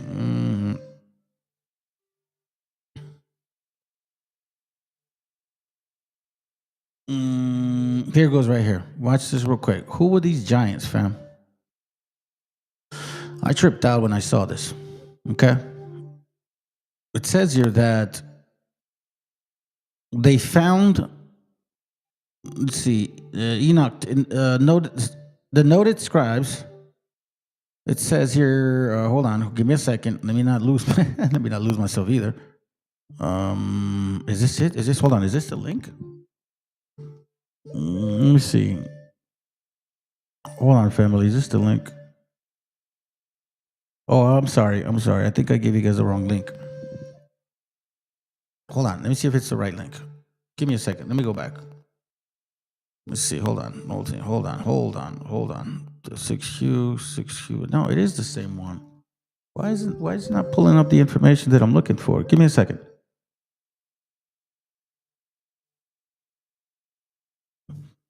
Oh, my bad. Here it goes right here. This is the one I'm looking for. Okay, so watch this real quick. We're gonna look at giants again. We're gonna get a little bit ahead of some of these things. Okay, so we're gonna get to 27 for the sake of time. Look at this real quick.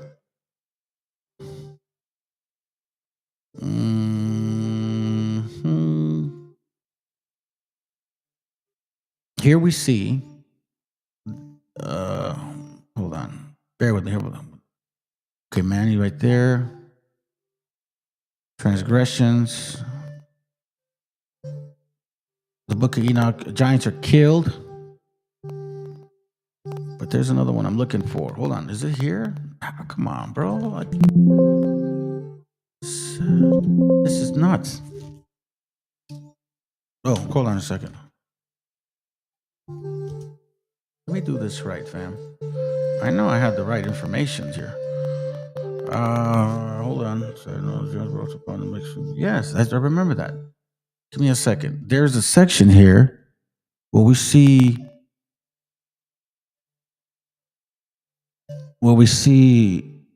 like these giants doing some monstrous shit. Okay? So that's what I'm trying to find. It talks about their quote unquote miscegenation, mixing particular things. So these weren't just dumb giants, so to speak. These people were apparently, from what Enoch is saying, or at least this book of giants, that they were mixing animals, right, with each other. Giants were sons and built a union. Give me a moment. Skirts of 400. Man, why is it doing this now? Let's see, giants. Hold on. Give me a moment, family. My bad. If not, I'm gonna move on, dude. This sucks. This is pissing me off. Manny book. Hold on a second. Hold on. Here we go. Here we go. Is it this? Is this one? Style giants. Jesus, this is crazy. All right.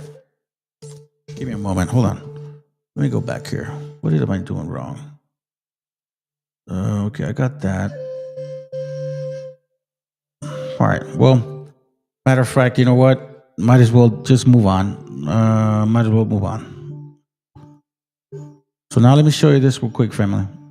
My apologies. I really have that information in there. I don't know why. It doesn't want to pull it up now. Maybe it's just what it is. Fuck, man, I can't really tell you.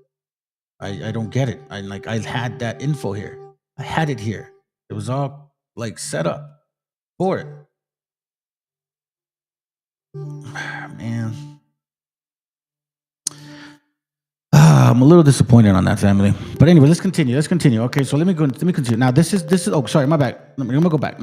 Now this is a book called The Builders of Babel. Okay? 1874. We're going to go to page 27. I want to show you something real quick. Let me just show you something real quick. Here it goes right here.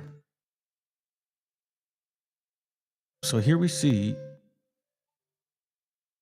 on page 27, chapter 2, it says regarding Ham. In that record, Nimrod, the son of Cush and the grandson of Ham, is described as the beginning to be the mighty one in the earth, a mighty hunter before the Lord. Right? In commencement of his kingdom was the Tertopolis of Babel, and Uruk and Akkad and Calneh and the land of Shinar. In this description, we recognize Chaldea and Babylonia and Mesopotamia, which all profane history and tradition proclaim to be the site of one of the most ancient known kingdoms of the world. Right? This dynasty was erected in the fourth generation from Noah and Nimrod being this great-grandson. The dispersion did not take place until the days of Phaleg, who was the sixth in descent from the same ancestor. Okay? Now, here we start seeing his expansion of his kingdom. They were all of them builders of Babel, bounded by the Indian Ocean on the south and traversed by the two great rivers, Euphrates and the Tigris. Nimrod's kingdom was well situated for communication and commerce with other parts of the globe. Okay, So now we're seeing a powerful kingdom, not just somebody that's mighty.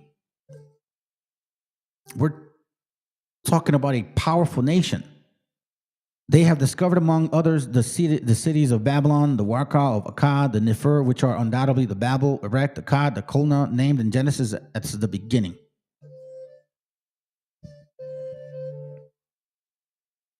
And if you look at page,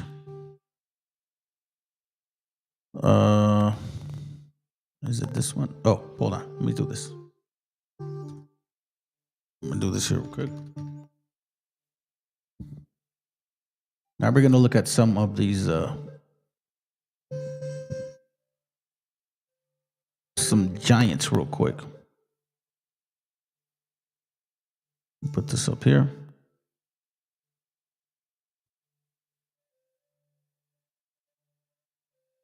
You know, it's funny, when I use this computer to go fast, it doesn't. All right, so here we go. Here. It is great. Wow. So here we see on page 268, on page 269, it says here, but when the Adamite began to multiply on the face of the earth, the scripture history is exclusively their own, and nothing found relating to any stranger beyond a few unavoidable allusions, such as that there were giants, Nephilim, on the earth in those days before the flood, and the Rephaim, Zunims, and Emims who were mentioned in the 14th chapter of Genesis. When Melchizedek appeared in the scene, and the Anakims and Advins, all of whom are described as remnant of a race of giants, who were the aboriginal inhabitants of the land of Canaan, when the Adamites entered in to possess it. See, I wanted to show you this because it's the way that this book is, in a sense, interpreting these things here. So what is it saying, so to speak, right? Now, I hate to take you back and forth on certain things, family, but we kind of have to do this so it could all make sense. And man, I kid you not, fam, I'm really disappointed at this part here, because I really had on my notes, it says here to go to, number 27, right? And at the number 27, there was a note there that I'm supposed to read right there, right? But apparently, what I found before it's not even here. And even if I do this on this one, and I'm like, okay, maybe it's this one because it's 31. And even this one is like not even telling me the same thing, as if it disappeared. And I know for a fact, here it goes right here. So check this out. Man, that's crazy. But on this link, the Dead Sea Scrolls text, the Book of the Giants, okay, it talks about these particular giants doing certain things. The 200 angels chose animals on which to perform our natural acts, including presumably humans. You see what it says?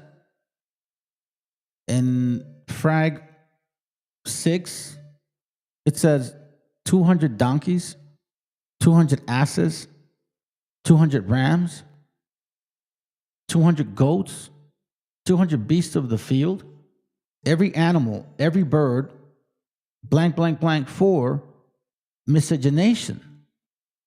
You're like, miscegenation? What the fuck does miscegenation mean? Miscegenation means a sexual relationship or reproduction between the people of different ethnic groups, especially one of them as white. I don't even know what the fuck that means, but it's basically saying to mix. Mestizo, mestizaje, basically. Quite frankly, this was the point I wanted to make, but I don't know why I didn't find this in a different structure, because it's technically supposed to be together with the giants here. But anyways, whatever. Now let's go back to this. We're going to go back and forth, fam, because this is, quite frankly, this is important. So now we're going to jump to Enoch 15 real quick. Let me see if I can get something out of this one.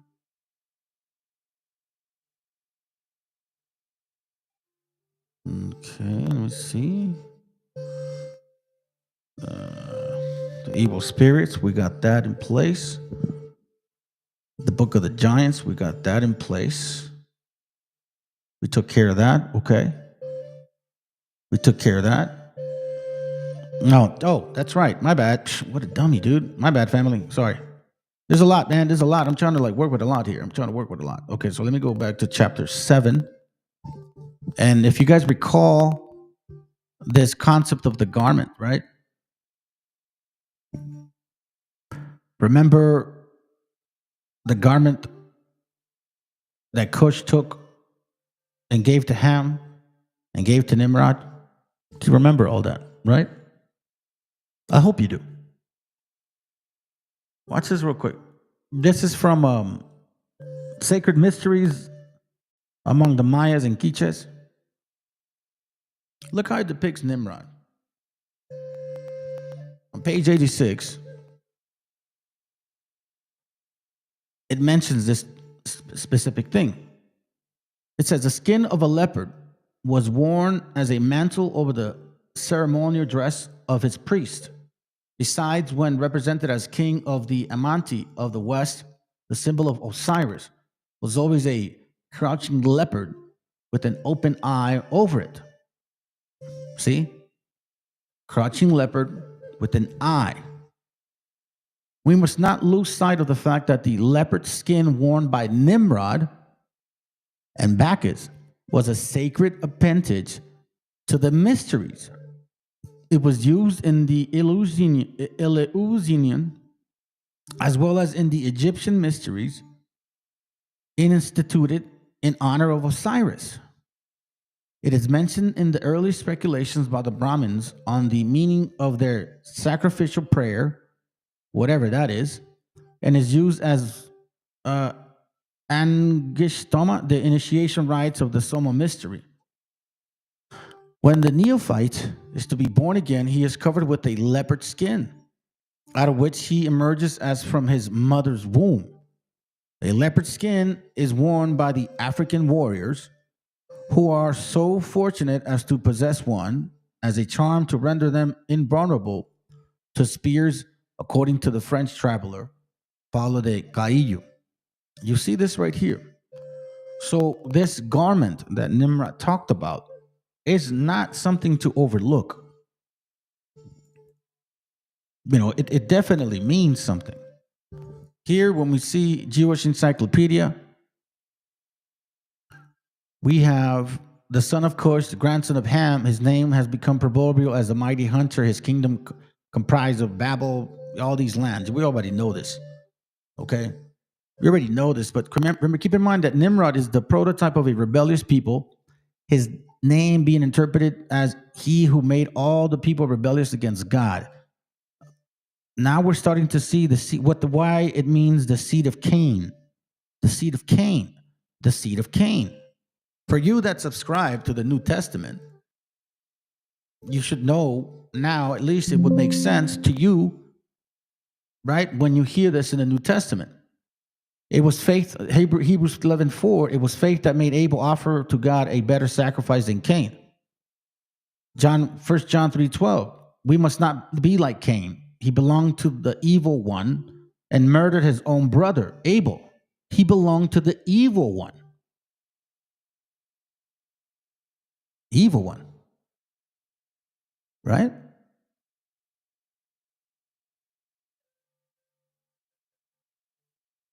The rebellious one. He identified with Cush, the name of later interpreted as those whose words are dark.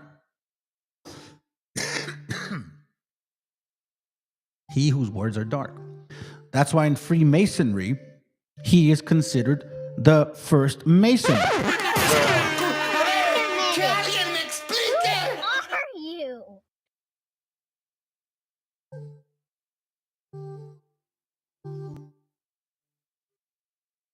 Now, I want to show this to you. I think it's important.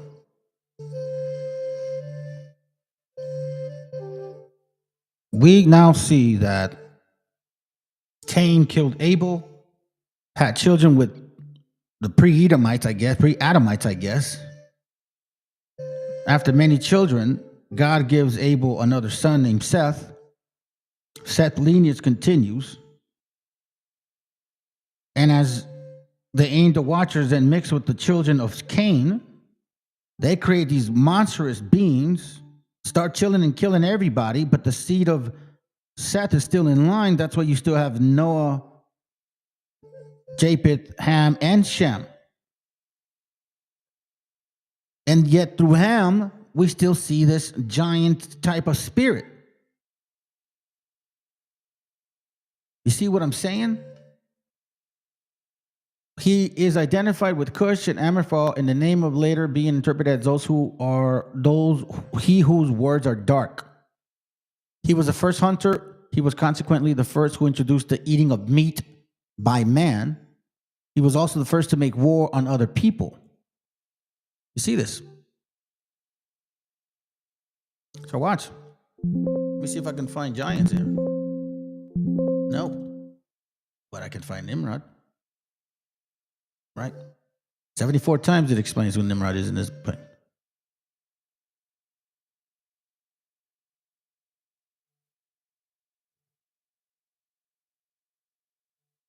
The latter gave them his son Cush, who in turn gave them to Nimrod. See, watch this. Nimrod was not wicked in his oath. On the contrary, when a young man he used to sacrifice to the Creator the animals which he caught while hunting. It says the great success in hunting was due to the fact that he wore the coat of skin which God made for Adam and Eve. This coat were handed down from father to son, and thus came in possession of Noah, who took them with him into the ark, whence they were stolen by Ham.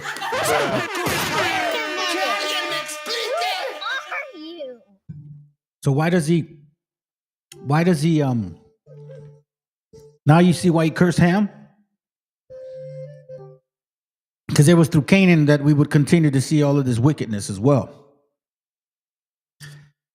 The latter gave them, let me see, hold on. So by Ham, the latter gave them to his son Cush, who in turn gave them to Nimrod. And when the animals saw the latter clad in them, they crouched before him so that he had no difficulty in catching them. The people, however, thought that this feat was due to the extraordinary strength, so they made him their king. We see now that they used to call him a giant. It says here that he was 18, he broke war with everybody, so to speak, right? He was the head of the Cushites. Now we know that Terah actually was in relations with the kingdom of Nimrod. Terah hid Abram and his seed brought to Nimrod the child of the slave which Nimrod dashed to pieces. It's almost a similar story too. Nimrod finds out that Abraham has a star or spear, something to that effect. Terah moves Abraham somewhere else because Nimrod's trying to kill him.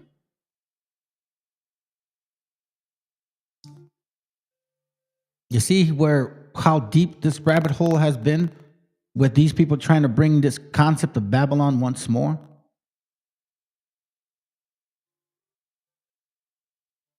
Right? Let me see if I can show you something else. It says here that Nimrod was slain by Esau, between whom and himself jealousy existed to owning the fact that they were both hunters. Now, you can also read this in Jasher as well. You can also read this in Jasher to confirm this Chardol Lamer, the king of Elam. It's in the scriptures. So we're getting a very good glimpse of this character. Now, once more, Nimrod is who? Ham, right? Now we know that these are children of Ham, right? There's no confusion here. Okay. So now I'm going to show you something else, because remember the video earlier? This one here real quick. This racial character in both cases can be traced along different lines to the same distant source. Pay attention, brothers and sisters. This consideration of the evidence that the people of brunette complexions, aka brown complexion, were among the Anglo-Saxon settlers in England leads us to that of the people of a still darker hue, the dark, black, or brown settlers. Probably there must have been some of these among the Anglo-Saxons, for we meet with the personal names Blackman, Blackman, Blakeman, Blackaman, Blacksunu, Blaka, and Blanchman in various documents of those period. Blaka was an alderman of Lindsey who was converted by Paulinus. Blackman was the son of Ilric or Edric, a descendant of Ida, ancestor of Ildrid, king of Bernicia, and so on. The same kind of evidence is met among the oldest place names. Okay, so it's important to see that again. Okay? It's important that we see that once more. Because if you recall, the book that I just recently brought out to y'all, in case you forgot, right? In case you forgot. Remember we read this? Where it says here that Nimrod in the two Babylons, right? Being the leader of the giants that rebelled against heaven. Now Nimrod, the son of Cush, was black. And in other words, he was a Negro. Can the Ethiopian change his skin? Is it in the original? Can the Cushite do so? Can the Ethiopian change his skin? Remember the concept of the leopard, the garment, right?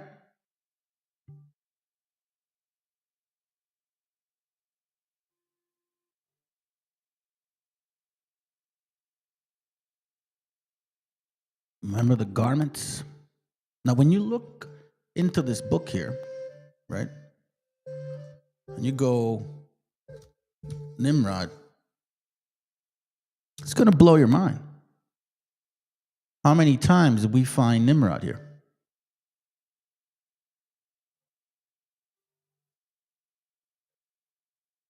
Come on, bro, hurry up. It says here on page 43, Cones, the son of the great god, his mother seems to have been generally represented in full-grown god. The Babylonian divinity was also represented in very frequently in Egypt in the very same way in the land of his nativity. As a child in his mother's arms, this was the way in which Osiris, the son, the husband of the mother, was often exhibited. And what we learn of this god, equally in its case of Konos, shows that in his original, he was none other than Nimrod.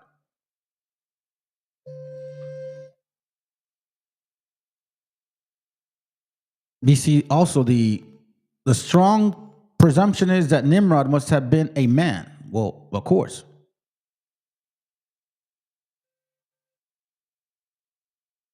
It says here on the bottom, the god of fornication, Osiris, is like a hammer.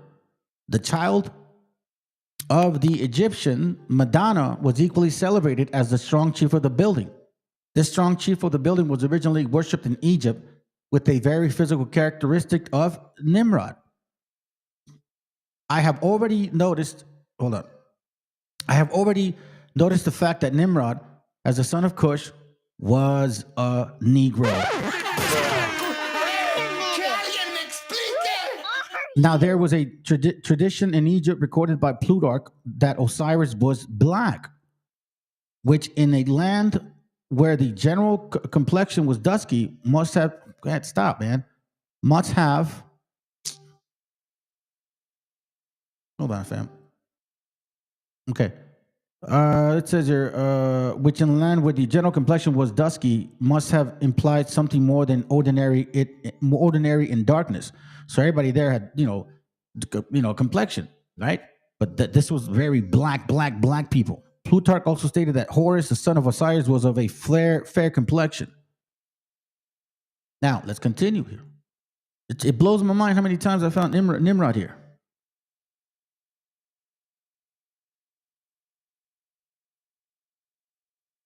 A direct connection. Now, the name Nimrod signifies the subduer of the leopard. See?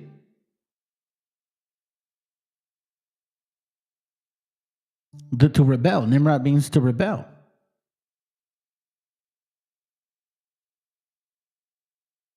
In this the two Babylons, man, it blew my mind how many times I found Nimrod. When Nimrod, as the leopard tamer, began to be clothed in the leopard skin as a trophy of his skill, his spotted dress and appearance must have impressed the imagination of those who saw him.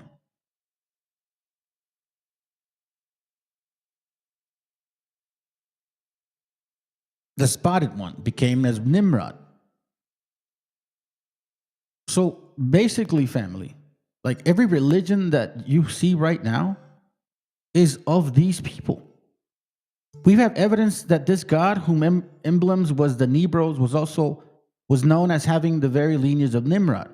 From Anacreon, we find that a little Bacchus was Antipaeus, the son of Ethiops. But who was Ethiops? As the Ethiopians were Cushites, so Ethiop was Cush. Cush, says Eusebius, was from whom came the Ethiopians. The testimony of Josephus is to the same effect. The father of Ethiopians, Cush, was Ethiop, and by the way of eminence. Therefore, Ethiopians, referring to the extraction of Nimrod, doth speak Nimrod, the son of Cush, the Ethiop. And as Bacchus was the son of Ethiops, or Cush, sold to the eye, he was represented in that character. As Nin, the son, he was portrayed as the youth or child, and that youth or child was generally depicted with a cup in his hand. The cup, the multitude exhibited him as the god of drunken revelry. Doof, wow. See this? It's pretty crazy. So we see here also that Ninus, whenever you hear that name, is technically the son was Nimrod, the son of Cush. The feature here or an incident there may have been borrowed from some succeeding hero, but it seems impossible to doubt that that child Nimrod was the prototype, the grand original. See? It's crazy how many times I found his name in here. And this is basically saying that the Christian religions, mostly all religions, if not all of them, derive from Nimrod. His teaching, his ways, his mythology, his government, his election of judges, kings, all of that rulership concept, the money magic, it's all basically a Babylonian, industry, I guess you could say.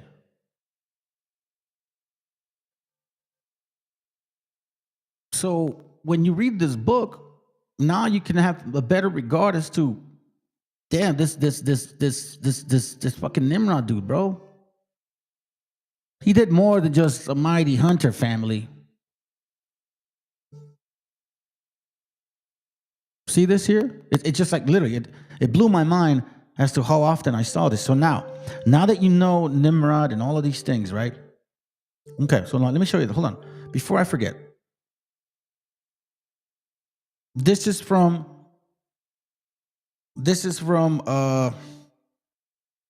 Leo Africanus. Okay. This is from Leo Africanus. You guys know this. It's a book, old book, man. I brought this out. I was the first one to bring this shit out, bro. Nobody had brought this stuff out at all. In second chapter, page 6, it talks about the origin of so-called Africans. And it's explaining certain things, okay? And it says here, hold on. And it says here, on the bottom of the page, just to get to the point, it says here, For all the Negroes or blackamoors, remember that name, Moors. For all the Negroes or blackamoors, take their descent from Cush, the son of Ham, who was the son of Noah. But whatsoever difference between the Negroes and the 20 Moors, certain it is that they had all one beginning. For the Negroes are descendants of the Philistines of Mizraim, the son of Cush. But the tiny Moors fetches their pedigree from Sibeon, and it is evident that Sabah was begotten of Ramah, which was the eldest son of Cush. Diverse other opinions there be touching this matter, which because they seem not so necessary, we have purposely omitted. Now, this book is heavy in regards to explaining who they originally are. And by the way, Leo Africanus was not a white man. Now, why do I bring that out? Because of this, fam. And I think it's time for us to really explore these matters and take matters into our own necessary own hands and start really pointing out the facts and getting over the feelings. Because here we see something about this particular writer. Procopius, was a historian in 500 AD. Okay, so he kept track of the Byzantine history. We're talking about 500 AD, okay? Now, in 500 AD, so this is why it's important that I'm so happy that now we can all read now, man, because now nobody can fucking trick us anymore. So check this out. Here it's talking about the wars of Romans and who? The Moors. Shit.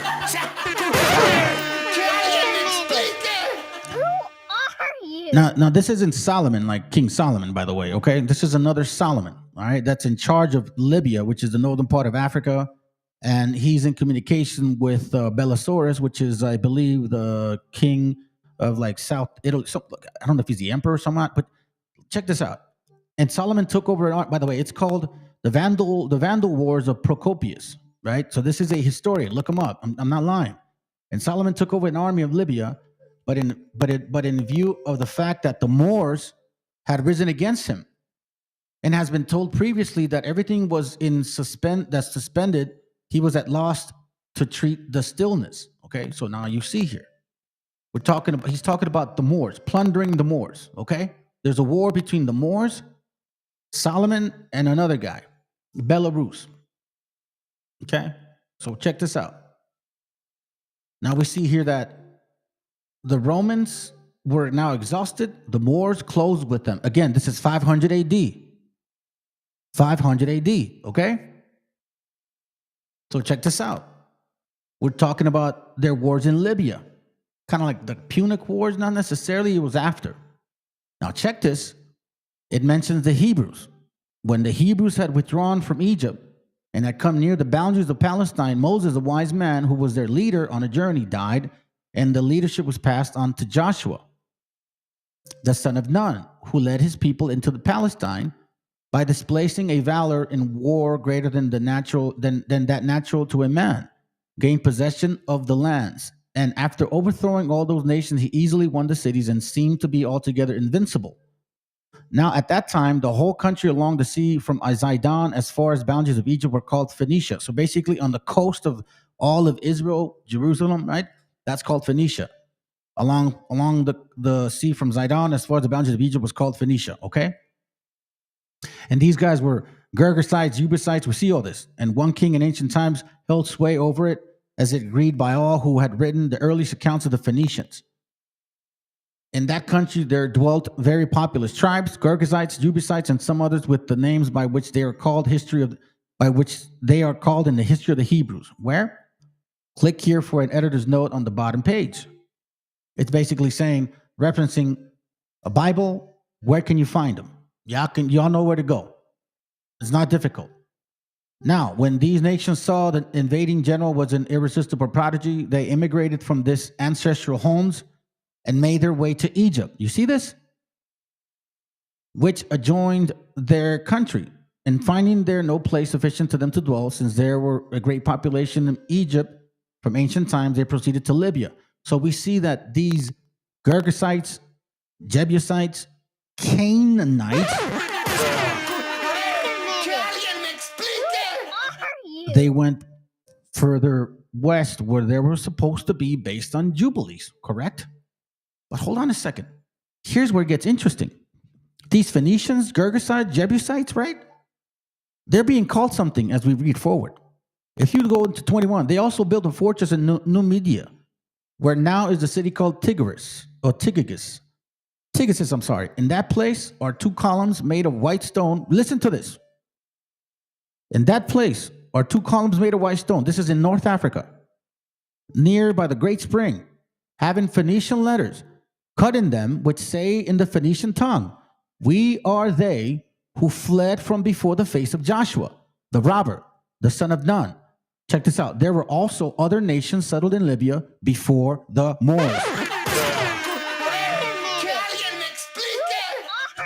The Moors are fucking Canaanites, family. The Moors are fucking Hamites. Procopius is saying this, that this is what they know of.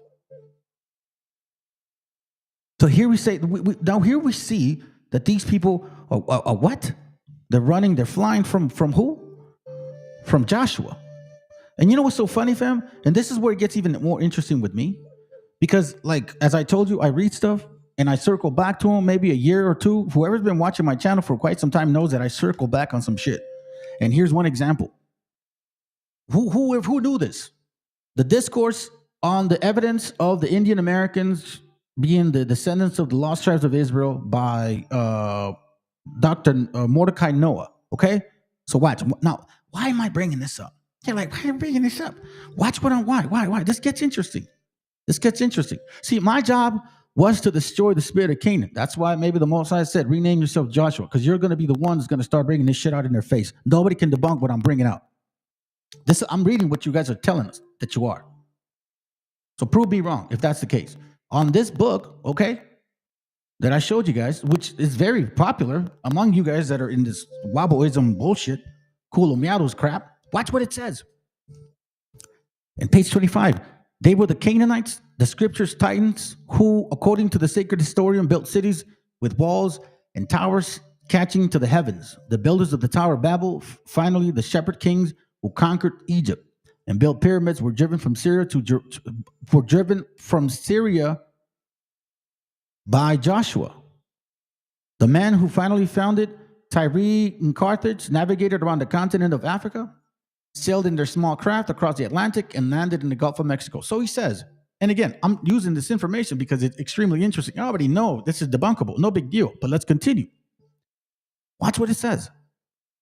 When I studied the history of these people on the ruins of Carthage, it was said by antiquarians present that the Carthaginians had a colony at a considerable distance, which they secretly maintained. And when I was at Tangier, the Mauritania Tangatania of the ancients, that was in Morocco, I was shown the spot where the pillar was erected and was standing in the time of Ibnu, the Moorish historian. Again, you can confirm it, 500 to 600 AD, on which was inscribed in the Phoenician language, "We are the Canaanites." Moorish historian. We are the Canaanites who fled from Joshua, the son of Nun, that notorious robber. Watch this. And it says on the bottom, the descendants of Joshua a second time fell on the Canaanites, another continent, knowing them well as such, and burned their temples and destroyed the gigantic towers and cities. So they're saying that it's here. But again, let's continue. When Columbus discovered America, he found an innocent people in this savage state with Jewish traditions, and the only reference to early times was a vague impression that the ruins they saw were built by giants and a people called wandering masons. Wandering masons? Like, what the fuck? But again, we're confirming this right here. Now, keep in mind, fam, that when you consider these Canaanites, right? I'm going to show you something. This is the book Phoenician Ireland, and it talks about these Canaanites, right? And it says that, let me see if it's this page or this page. Oh, Dutch, hold on. I know what it is. So here we see a knock, right? Let's see, Anak. And you guys know who Anak is in the Bible, the Anakians. It is on page 221. And it says here, they, however, come near to the truth who conceive that by these words is indicated one of the ancient colonies of the Phoenicians who settled in Ireland. For it is admitted and established opinion that the Phoenicians' name was invented by the Greek in imitation of the Hebrew form of an expression, Fini Anak, that is the son of Anak, or Anaseans. Anak, as we have said, was a giant and the son of Arba, whence come Anakim, in the plural giants. And being the founders of that race, the Greeks thought that the inhabitants of all Syria had derived their origin from him. Indeed, it were more correct to say Beni Anak, but the Greek always softened the Hebrew Beth in the manner as we find Josephus writing Sopho instead of Soba. So we're seeing here that the Phoenicians, Beni Anak, Venetia, or in Italy, Venice, is Venice. Should all stand the same thing, the Phoenicians, right? So we see here that in the former Banak or Fianak was used as an abbreviation for Ben Anak, and from the name thus abbreviated, the African Phoenicians were called Fioni, those of Iberia, Fini, retaining in either the case only the first members of the name, Fini Anak. We see this here?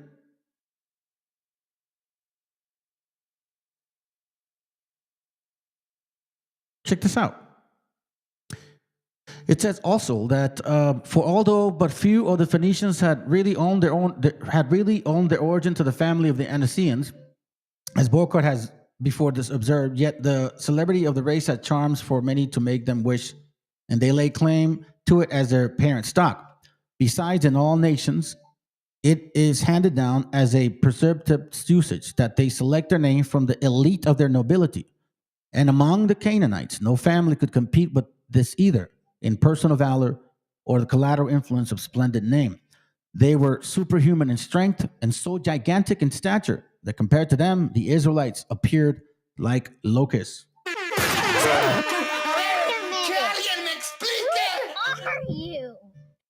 That's why when you start paying attention to all of these, particulars, man, it's like you start realizing, like, holy shit, man. These guys been lying to us for quite some time.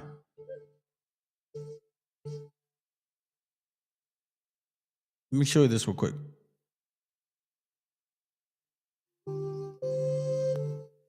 This is from another book.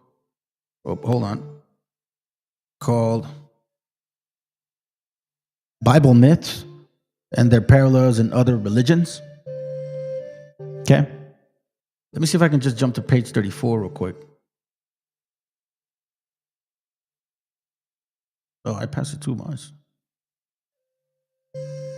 Okay, let me go slow. Page 34. Oh, shit. Sorry. Page 34.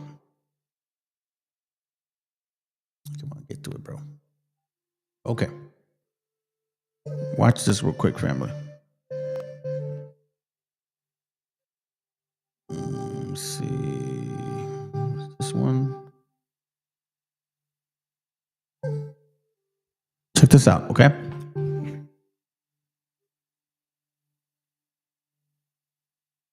It says here on the Bible Myths, page 34, Josephus, the Jewish historian, says that it was Nimrod who built the tower, that he was a very wicked man, and that the tower was built in case the Lord should have a mind to drown the world again. He continues his account by saying that when Nimrod,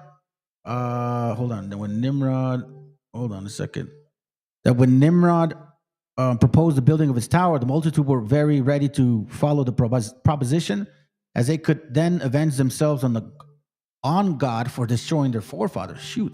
Evidently, originally built for astronomical purposes. This is clearly seen from the fact that it was called the stages of 7 spheres. You see, Now, I'm going to pause it real quick, and I don't want to forget this because I can't keep forgetting. Okay, I keep forgetting this. Let me show you this real quick.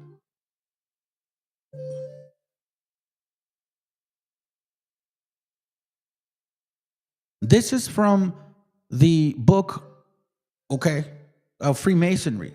Look how they look at Nimrod.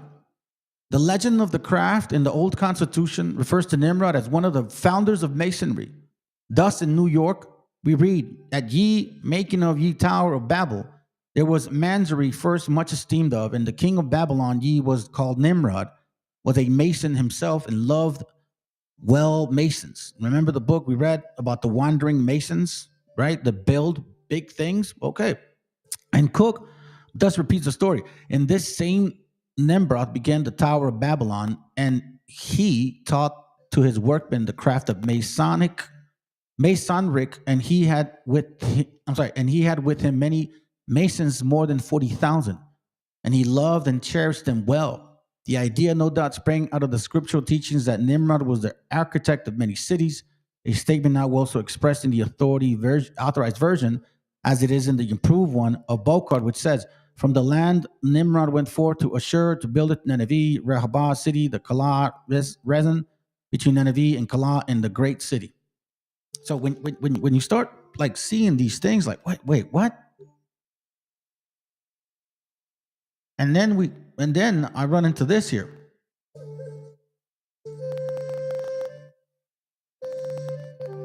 This is from the Aborigines, okay? The same book.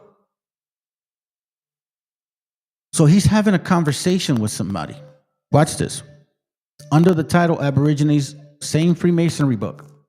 A secret society which existed in England about the year 1783, and of those ceremonies of initiation, the following account is contained in the British magazine of this date. The preceding officer, who was styled the original, thus addressed the candidate. Watch this. The original says, have you faith enough to be made an original? He says, I have. The candidate. The original says, will you be comfortable to all honest rules, which may support steadily the honor, reputation, welfare, and dignity of your ancient undertaking? I will. Then, friend, promise me that you will never stray from the path of honor, freedom, honesty, sincerity, prudence, modesty, reputation, sobriety, and true friendship. I do. Watch this. Which done, the crier of the court commanded silence. So he's like, silence. And the new member, being uncovered and dropping on his right knee, had the following oath administered to him by the servant, and the crew member laying his right hand on the cap of honor, and Nimrod holding a staff over his head. Nimrod holding a staff over his head. They have a big reason why these Freemasons honor him in that sense. Going back to this particular, the Bible myth, this is clearly seen from the fact that it was called the stages of the seven spheres. In the Freemason book, you can also see that there's like 7 stages also. Here they go right here. 7 stages. Saturn, Mercury, Venus, Jupiter, Mars, Moon, and Sun. First world, pre-heaven, mid-world, world of birth, mansions, and truth. Or led all the way to gold. So we see here that each of these stages were consecrated to the sun, moon, Saturn, Jupiter, Venus. You see what I'm saying? Nebuchadnezzar says of it in his cylinders. So you see this? What I just showed you guys is no joke. This is straight up. And again, I've been circling back to the books that I've been showing you for quite some time. You see this right here? So this Freemasonry comes from where? Nebuchadnezzar. The building named the stage of the 7 spheres, which was a tower of Borsippa, Babel, had been built by a former king, Nimrod. He had completed 42 cubits, but he did not finish his head. For the lapse of time, it had become ruined. They had not taken care of the existence of the water, so the rain and the wet had penetrated into the brickwork. The casting of burnt brick had bulged out, and the tears of crude brick lay scattered in heaps. Morebek, my great lord, inclined my heart to repair the building.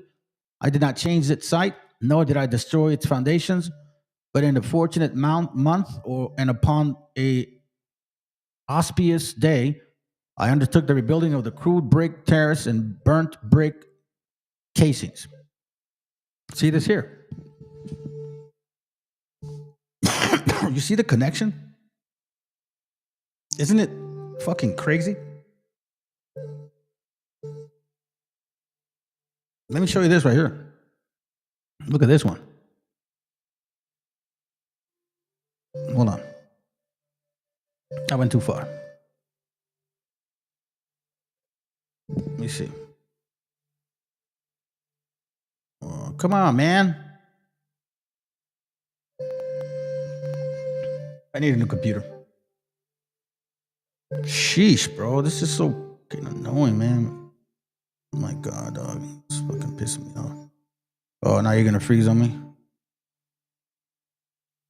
No, you're not. Okay, here we go. We're getting close. Let me go to 143. 143. If you decide to get there soon. Whenever you like to now. My God, bro. Okay, 143. 143. Here we have. Where are you? The ancient Persians, the Nakashis, Nimrod, Abraham, Terah, general army. Abraham was the son of Terah, general of Nimrod's army. So here we see that Terah was the general of Nimrod's army. He was born in Ur of the Chaldees in 1948, years after the creation. On the night of his birth, Terah's friend, among whom were many of Nimrod's counselors and soothsayers, were feasting in his house. On leaving late at night, they observed an unusual star in the east. It seemed to run from one quarter of the heaven to the other, and to devour 4 stars which were there. All amazed in astonishment, watch this, at the wondrous sight, truly they said they, this can signify nothing else but that Terah's newborn son will become great and powerful. And I guess, in a way, saying that those 4 stars were those 4 beasts.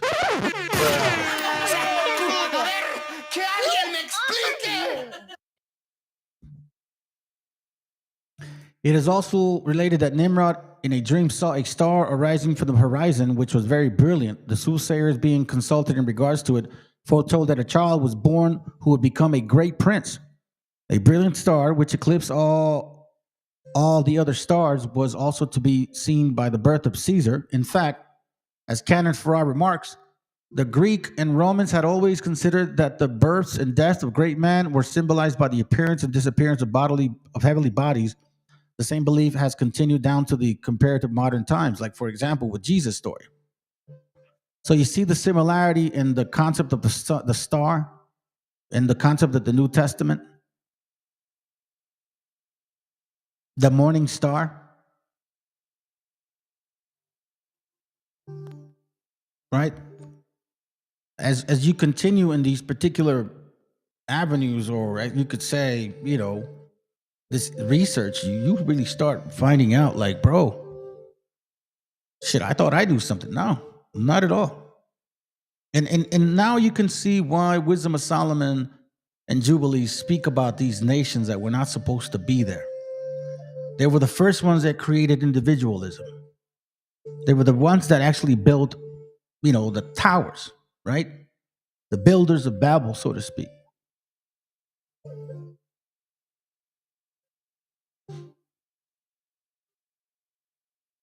Let me see if I can show this one. So, yeah, check this out. So the video that, and it's funny, fam, I started doing the research and things just start coming up. You know what I'm saying? Like, I don't plan for this stuff. It just starts happening. So now we're going to reaffirm what I showed y'all. And this is the gentleman, and I'm calling that, because at least he's confirming what I've been teaching for quite some time. And I'm glad that I have enough people here that, you know, I've listened to this class for quite some time, man. And I appreciate what you guys, you know, your support and all. What's up?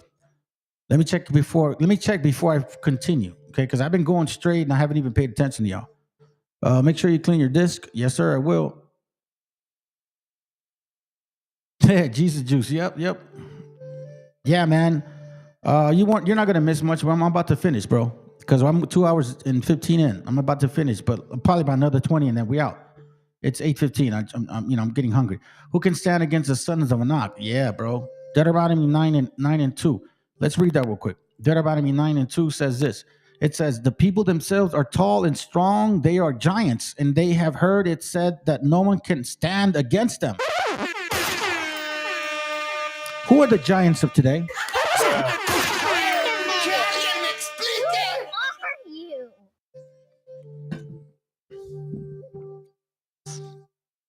They engraved it in stone. On page 41, let me see. Text it to me. Did you already? Well, you text me a couple other things. Text me that page because I might take time to look for it.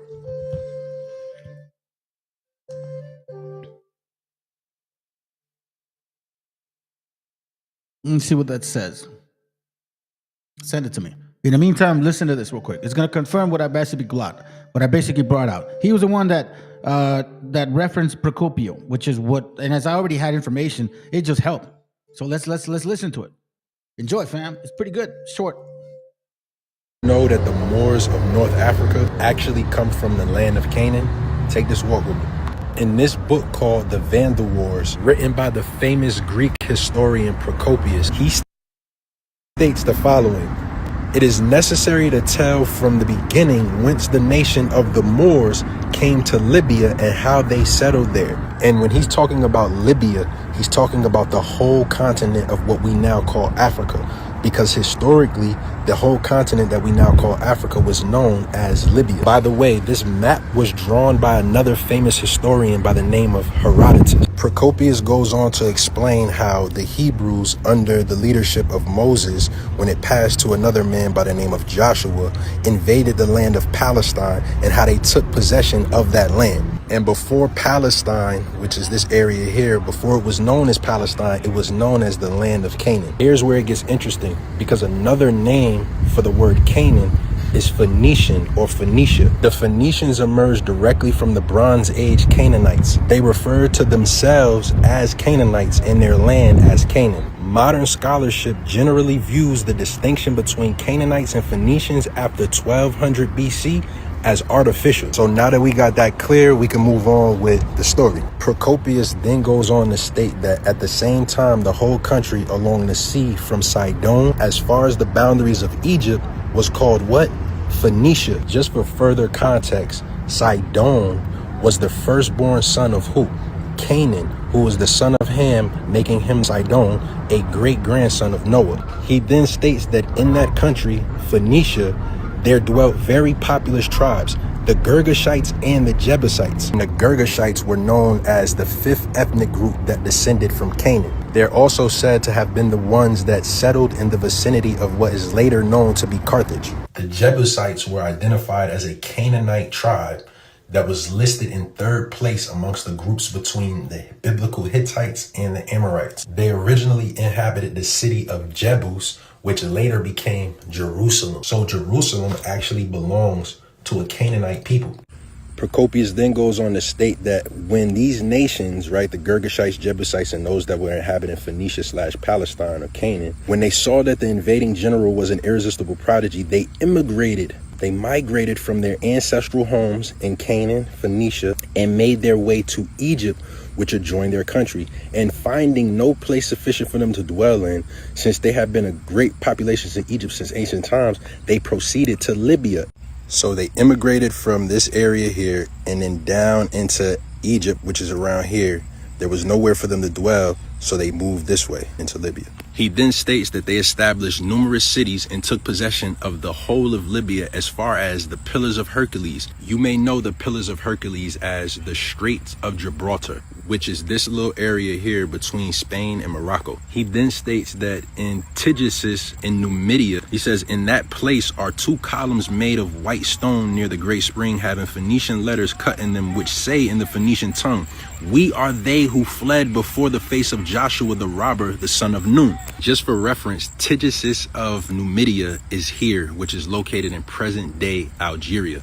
He then goes on to state that there was a battle that took place between them and their neighbors, meaning the Carthaginians and the Moors, who, as has been said, had come from Palestine before them and are called Moors at the present time. So according to the famous Greek ancient historian Procopius, the Moors actually come from Palestine and are actually Phoenicians/Canaanites. Did you know that the Moors They're not definite. They're definitely not. What do you call it? By the way, I almost forgot. And I knew that I had brought this out for a purpose. All right. And I totally skipped it, dog. Totally skipped it, bro. This one right here. My bad, family. Or maybe I didn't. Because it's more proof. It's more proof. So here we see the Phoenicians of Ireland. Excuse me.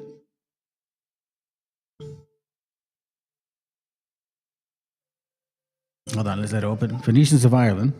And we're going to go to page 218. Go to here. Okay, here we go.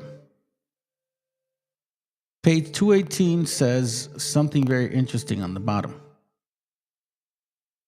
It says here that by the name of the city of Miletum itself would appear to have been given by the Phoenicians from Milet to escape or to be liberated, which accords with the history of the first tribes of the Canaanites, who had fled before the face of Joshua and the Israelites. You see this right here? These are the Phoenicians, the children of Anak. So you see what he showed, what he shared, right? He shared right now regarding the travels of these people. Now check this out. On page 221 confirms it once more. It says here that there are those two to whom the word denotes a standard or an ensign, or whatever erected in an elevated or conspicuous position. And when connected with sacred matter, the officiating high priest or sacrificer, a learned man, a Druidical temple, as the Romans gave the name of the founder to the shrine wherein the worship their idols. Now there's a guy supposedly named Big Judah, and now he's teaching his Canaanite followers that they're Druids. I'm glad you're doing that, dude, because you're basically teaching them that you guys are definitely Canaan, and you know you're doing the job for me. Thank you. They, however, come near the truth to who conceive that by these words is indicated that some of the ancient colonies of the Phoenicians who settled in Ireland. For it is admitted and established opinion that the Phoenician name was invented by the Greek in imitation of the Hebrew word for the expression of Phini Anak, that is the son of Anak or Anaseans. Right? Now we see here real quick. Now check this out.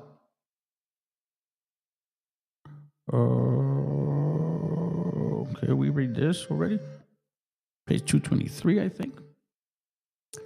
Parents talk among the Canaanites, family completed personal. Oh no, no, that's right. We got this.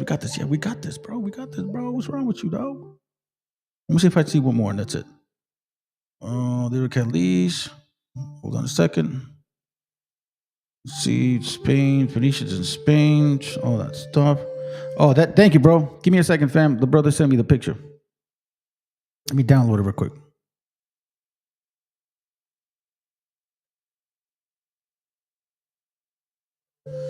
Okay, so then we got that. Here we go. All right, so now you see the video, you see what's going on. So now let me take you back into Wisdom of Solomon, because I think now Wisdom of Solomon is going to make sense to you.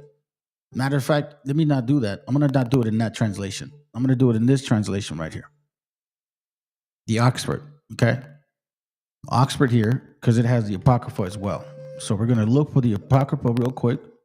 Wisdom of Solomon. It should be here. Where right there, maybe. Oh no, maybe more. Okay, so here we go. Back here. Okay, Wisdom of Solomon. We're gonna go to Wisdom of Solomon 12. Okay, and this is on the New Oxford, and I want to read this to you guys so you can understand how devilish these people are. Wisdom of Solomon 12:1. For your immortal spirit is in all things, and that's how I started the class. Therefore, you correct little by little those who trespass, and you remind and warn them of the things through which they sin, so that they may be freed from wickedness and put their trust in you, O Lord. Those who lived long ago in your holy land, the Canaanites, the Girgasites, the Jebusites, right? The sons of Ham, you hated for their detestable practices, their works of sorcery, unholy riots, their merciless slaughter of children, and their sacrificial feasting on human flesh and blood. This is all worshiping Baal, all of that sacrificial shit, heretical stuff. You know what I mean? These initiate, which is why we see Freemasonry in their concept, from the midst of the heathen cult, which is why you see a lot of these people in the media or movies. They do what they do because this is what they do, fam. These people are wicked. These parents whose murder helpless lives, you will to destroy by the hands of our ancestors, Joshua, to destroy the Canaanites, so that the land most precious of all to you might receive a worthy colony of servants of God. But even these you spared, since they were but mortals, and sent wasps as front runners of your armies to destroy them little by little. Though you were not able to give them an ungodly, though you were not unable to give the ungodly into the hands of the righteous in battle, or to destroy them at one blow by dread with animals or stern words. But judging them little by little, you gave them an opportunity to repent, though you were not aware that their origin, what is their origin? Their nature, which of who? Of Cain, was evil in their wickedness. How do I know this? Because when you look at the referencing of verse 10 here, it says little by little. See Exodus 23, the origin was evil, right? In a cursed race, see the curse placed in Canaan. You see what I'm saying? So the origin of these people was evil. But it's not just Canaan. It was Cain, fam. And that their way of thinking would never change, for there was an accursed race from the beginning. Genesis 9 regarding the sons of Ham. Now, as we're on this topic, right? Now we go into Jubilees, and now you're going to get a good history of it. When he says, after the whole Babel situation, okay, now he splits them. Ham divided Ham divided among his sons the first portion. He came from Cush towards the east, and to the west for him Mizraim, and to the west of him Put, and to the west of him thereof to the west thereof on the sea for Canaan. Okay, chapter 10, verse 28 explains what occurred after. Right here we see Ham telling his children, specifically Canaan, that you went into a land you're not supposed to. That's not your portion. And you're gonna die by sedition.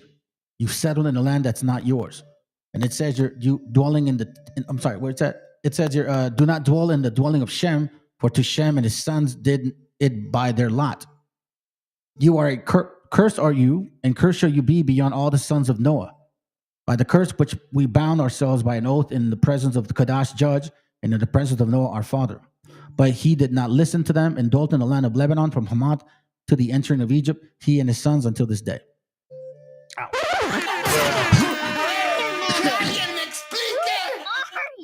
Family, you know what? I believe this is all we got.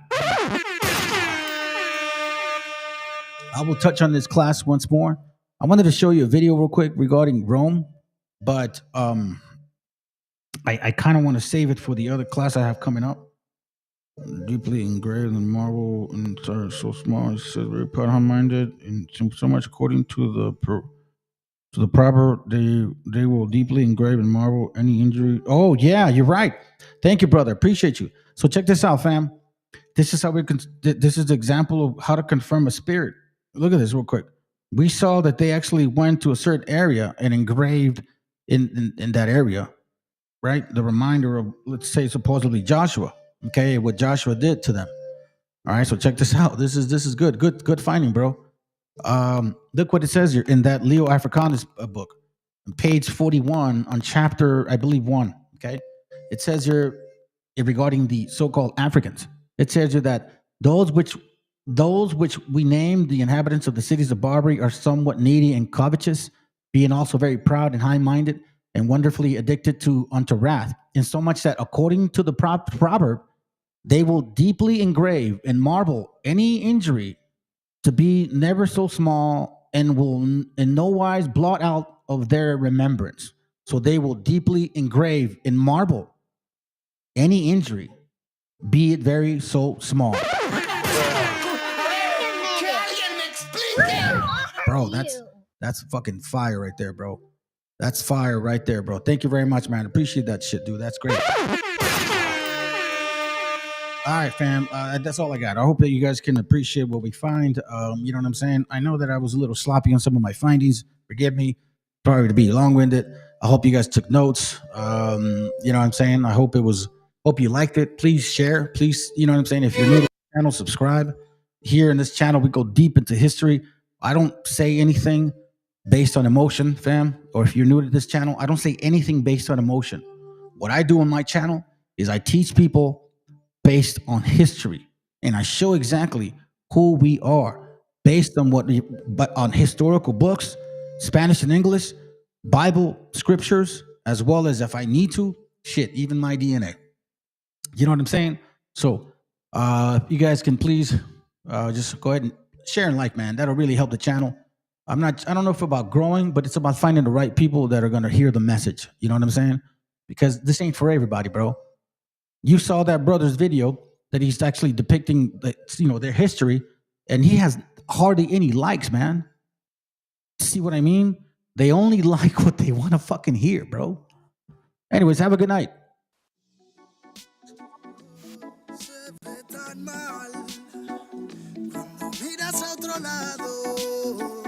Los fantasmas del pasado no se detendrán hasta verte derrumbado. Peores lo hemos pasado.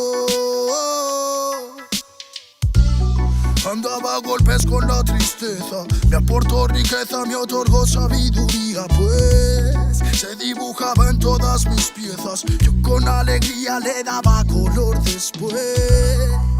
La aguja sigue girando, tiempo parece burlar de mí. Dijo que sanaría esperando, pero creo que la espina aún sigue ahí. Con los dedos no voy palpando, cierro los puños, escapa de aquí. Agonizando, no me espera el tiempo, no voy a esperar por ti. Nuestras huellas en la orilla se han borrado por la marea. Si esas estrellas ya no brillan, las entiendo pa' que veas. Sea donde sea, bajo la tormenta o dentro de la odisea, donde arañas cubren el cielo de tela, los aviones nadan y los barcos vuelan. Aunque parezca que va bien, no sabes bien si va mal. Besos que pueden doler, ojos que pueden matar. Tengo mi alma en el almacén encerrada, mi corazón está en huelga, mis sentimientos en ámbar. Gente, Calamala dijo que estaría presente. Fallaron como nunca, se fueron para siempre. Millones de razones para vengarme, pero a veces duele más actuar indiferente. Como no quieren ver ahogados, tenemos branquias y cerrados los bronquios como la mente de un guardia. Yo soy la montaña y vine con la cordillera. Más cojones que tu ganga tiene una madre soltera. Tú cúbrete si suena mi tu. A mí la tengo soldado fumando de su palulú. Ni un conjuro de grimorio me lo salva del velorio. Pa' tener pila valorio se matan vestidos de emporio. Yo no quiero una pistola, estoy soñando que la vida que quería me llega a tiempo. Desde que yo la vi sola, loco ando. Vino a verme cuando el sol se estaba poniendo y se dejó una pluma y se perdió en la bruma. Nunca se despidió de mí, nunca se despidió de mí.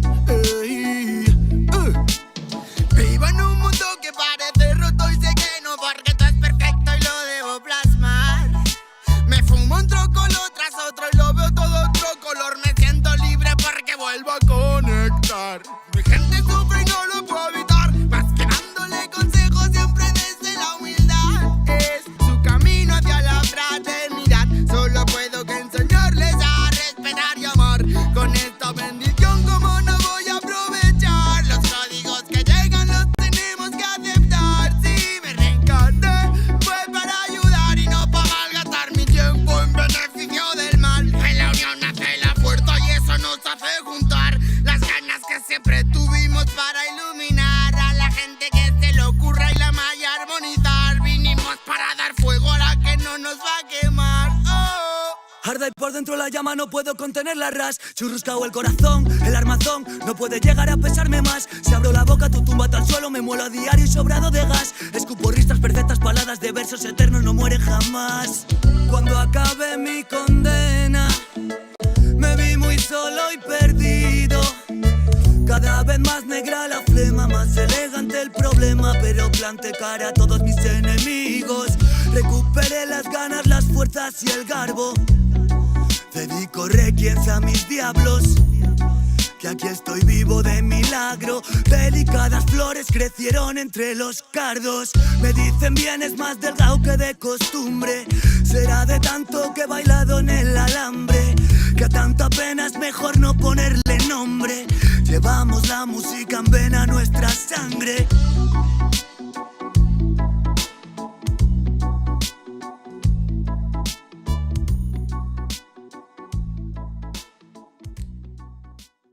Declaraciones.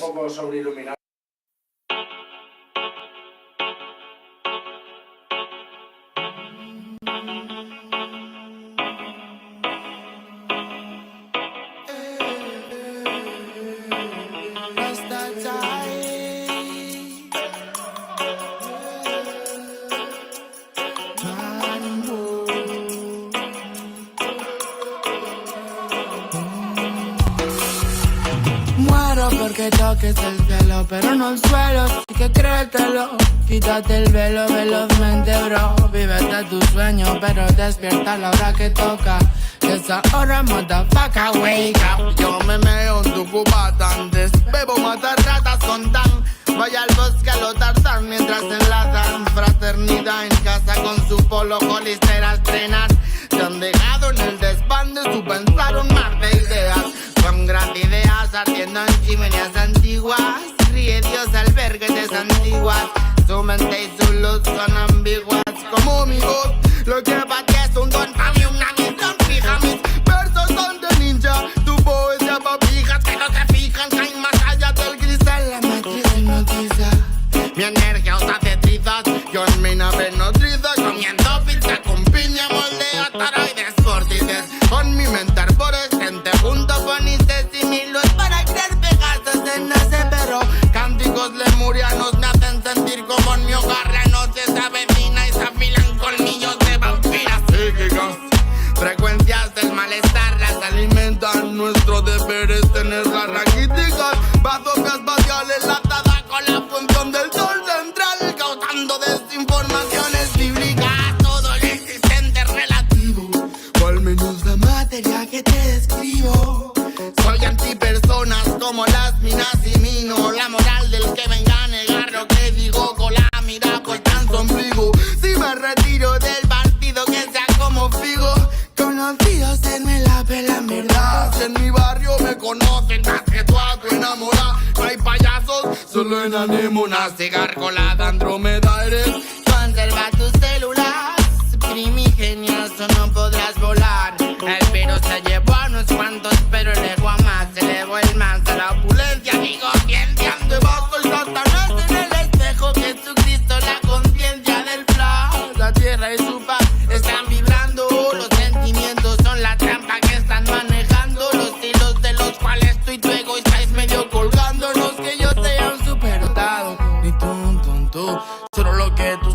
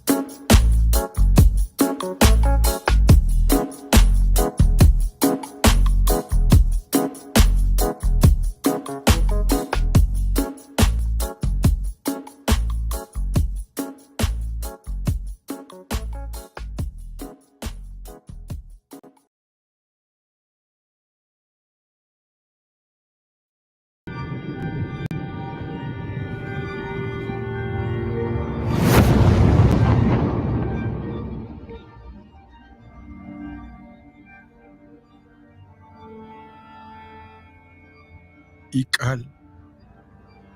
Hijo, abre los ojos.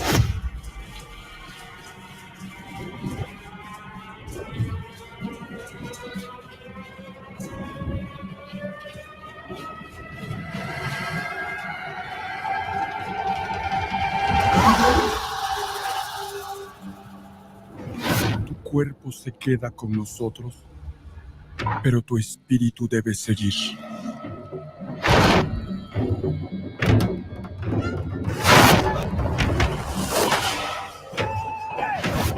Busca la luz. Aléjate de las sombras. Deja que nuestro dolor sea tu fuerza. Desde aquí iluminamos tu camino.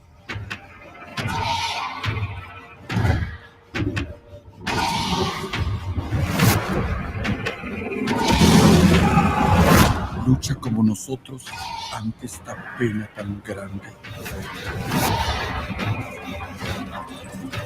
Yo soy tú. Tú eres yo.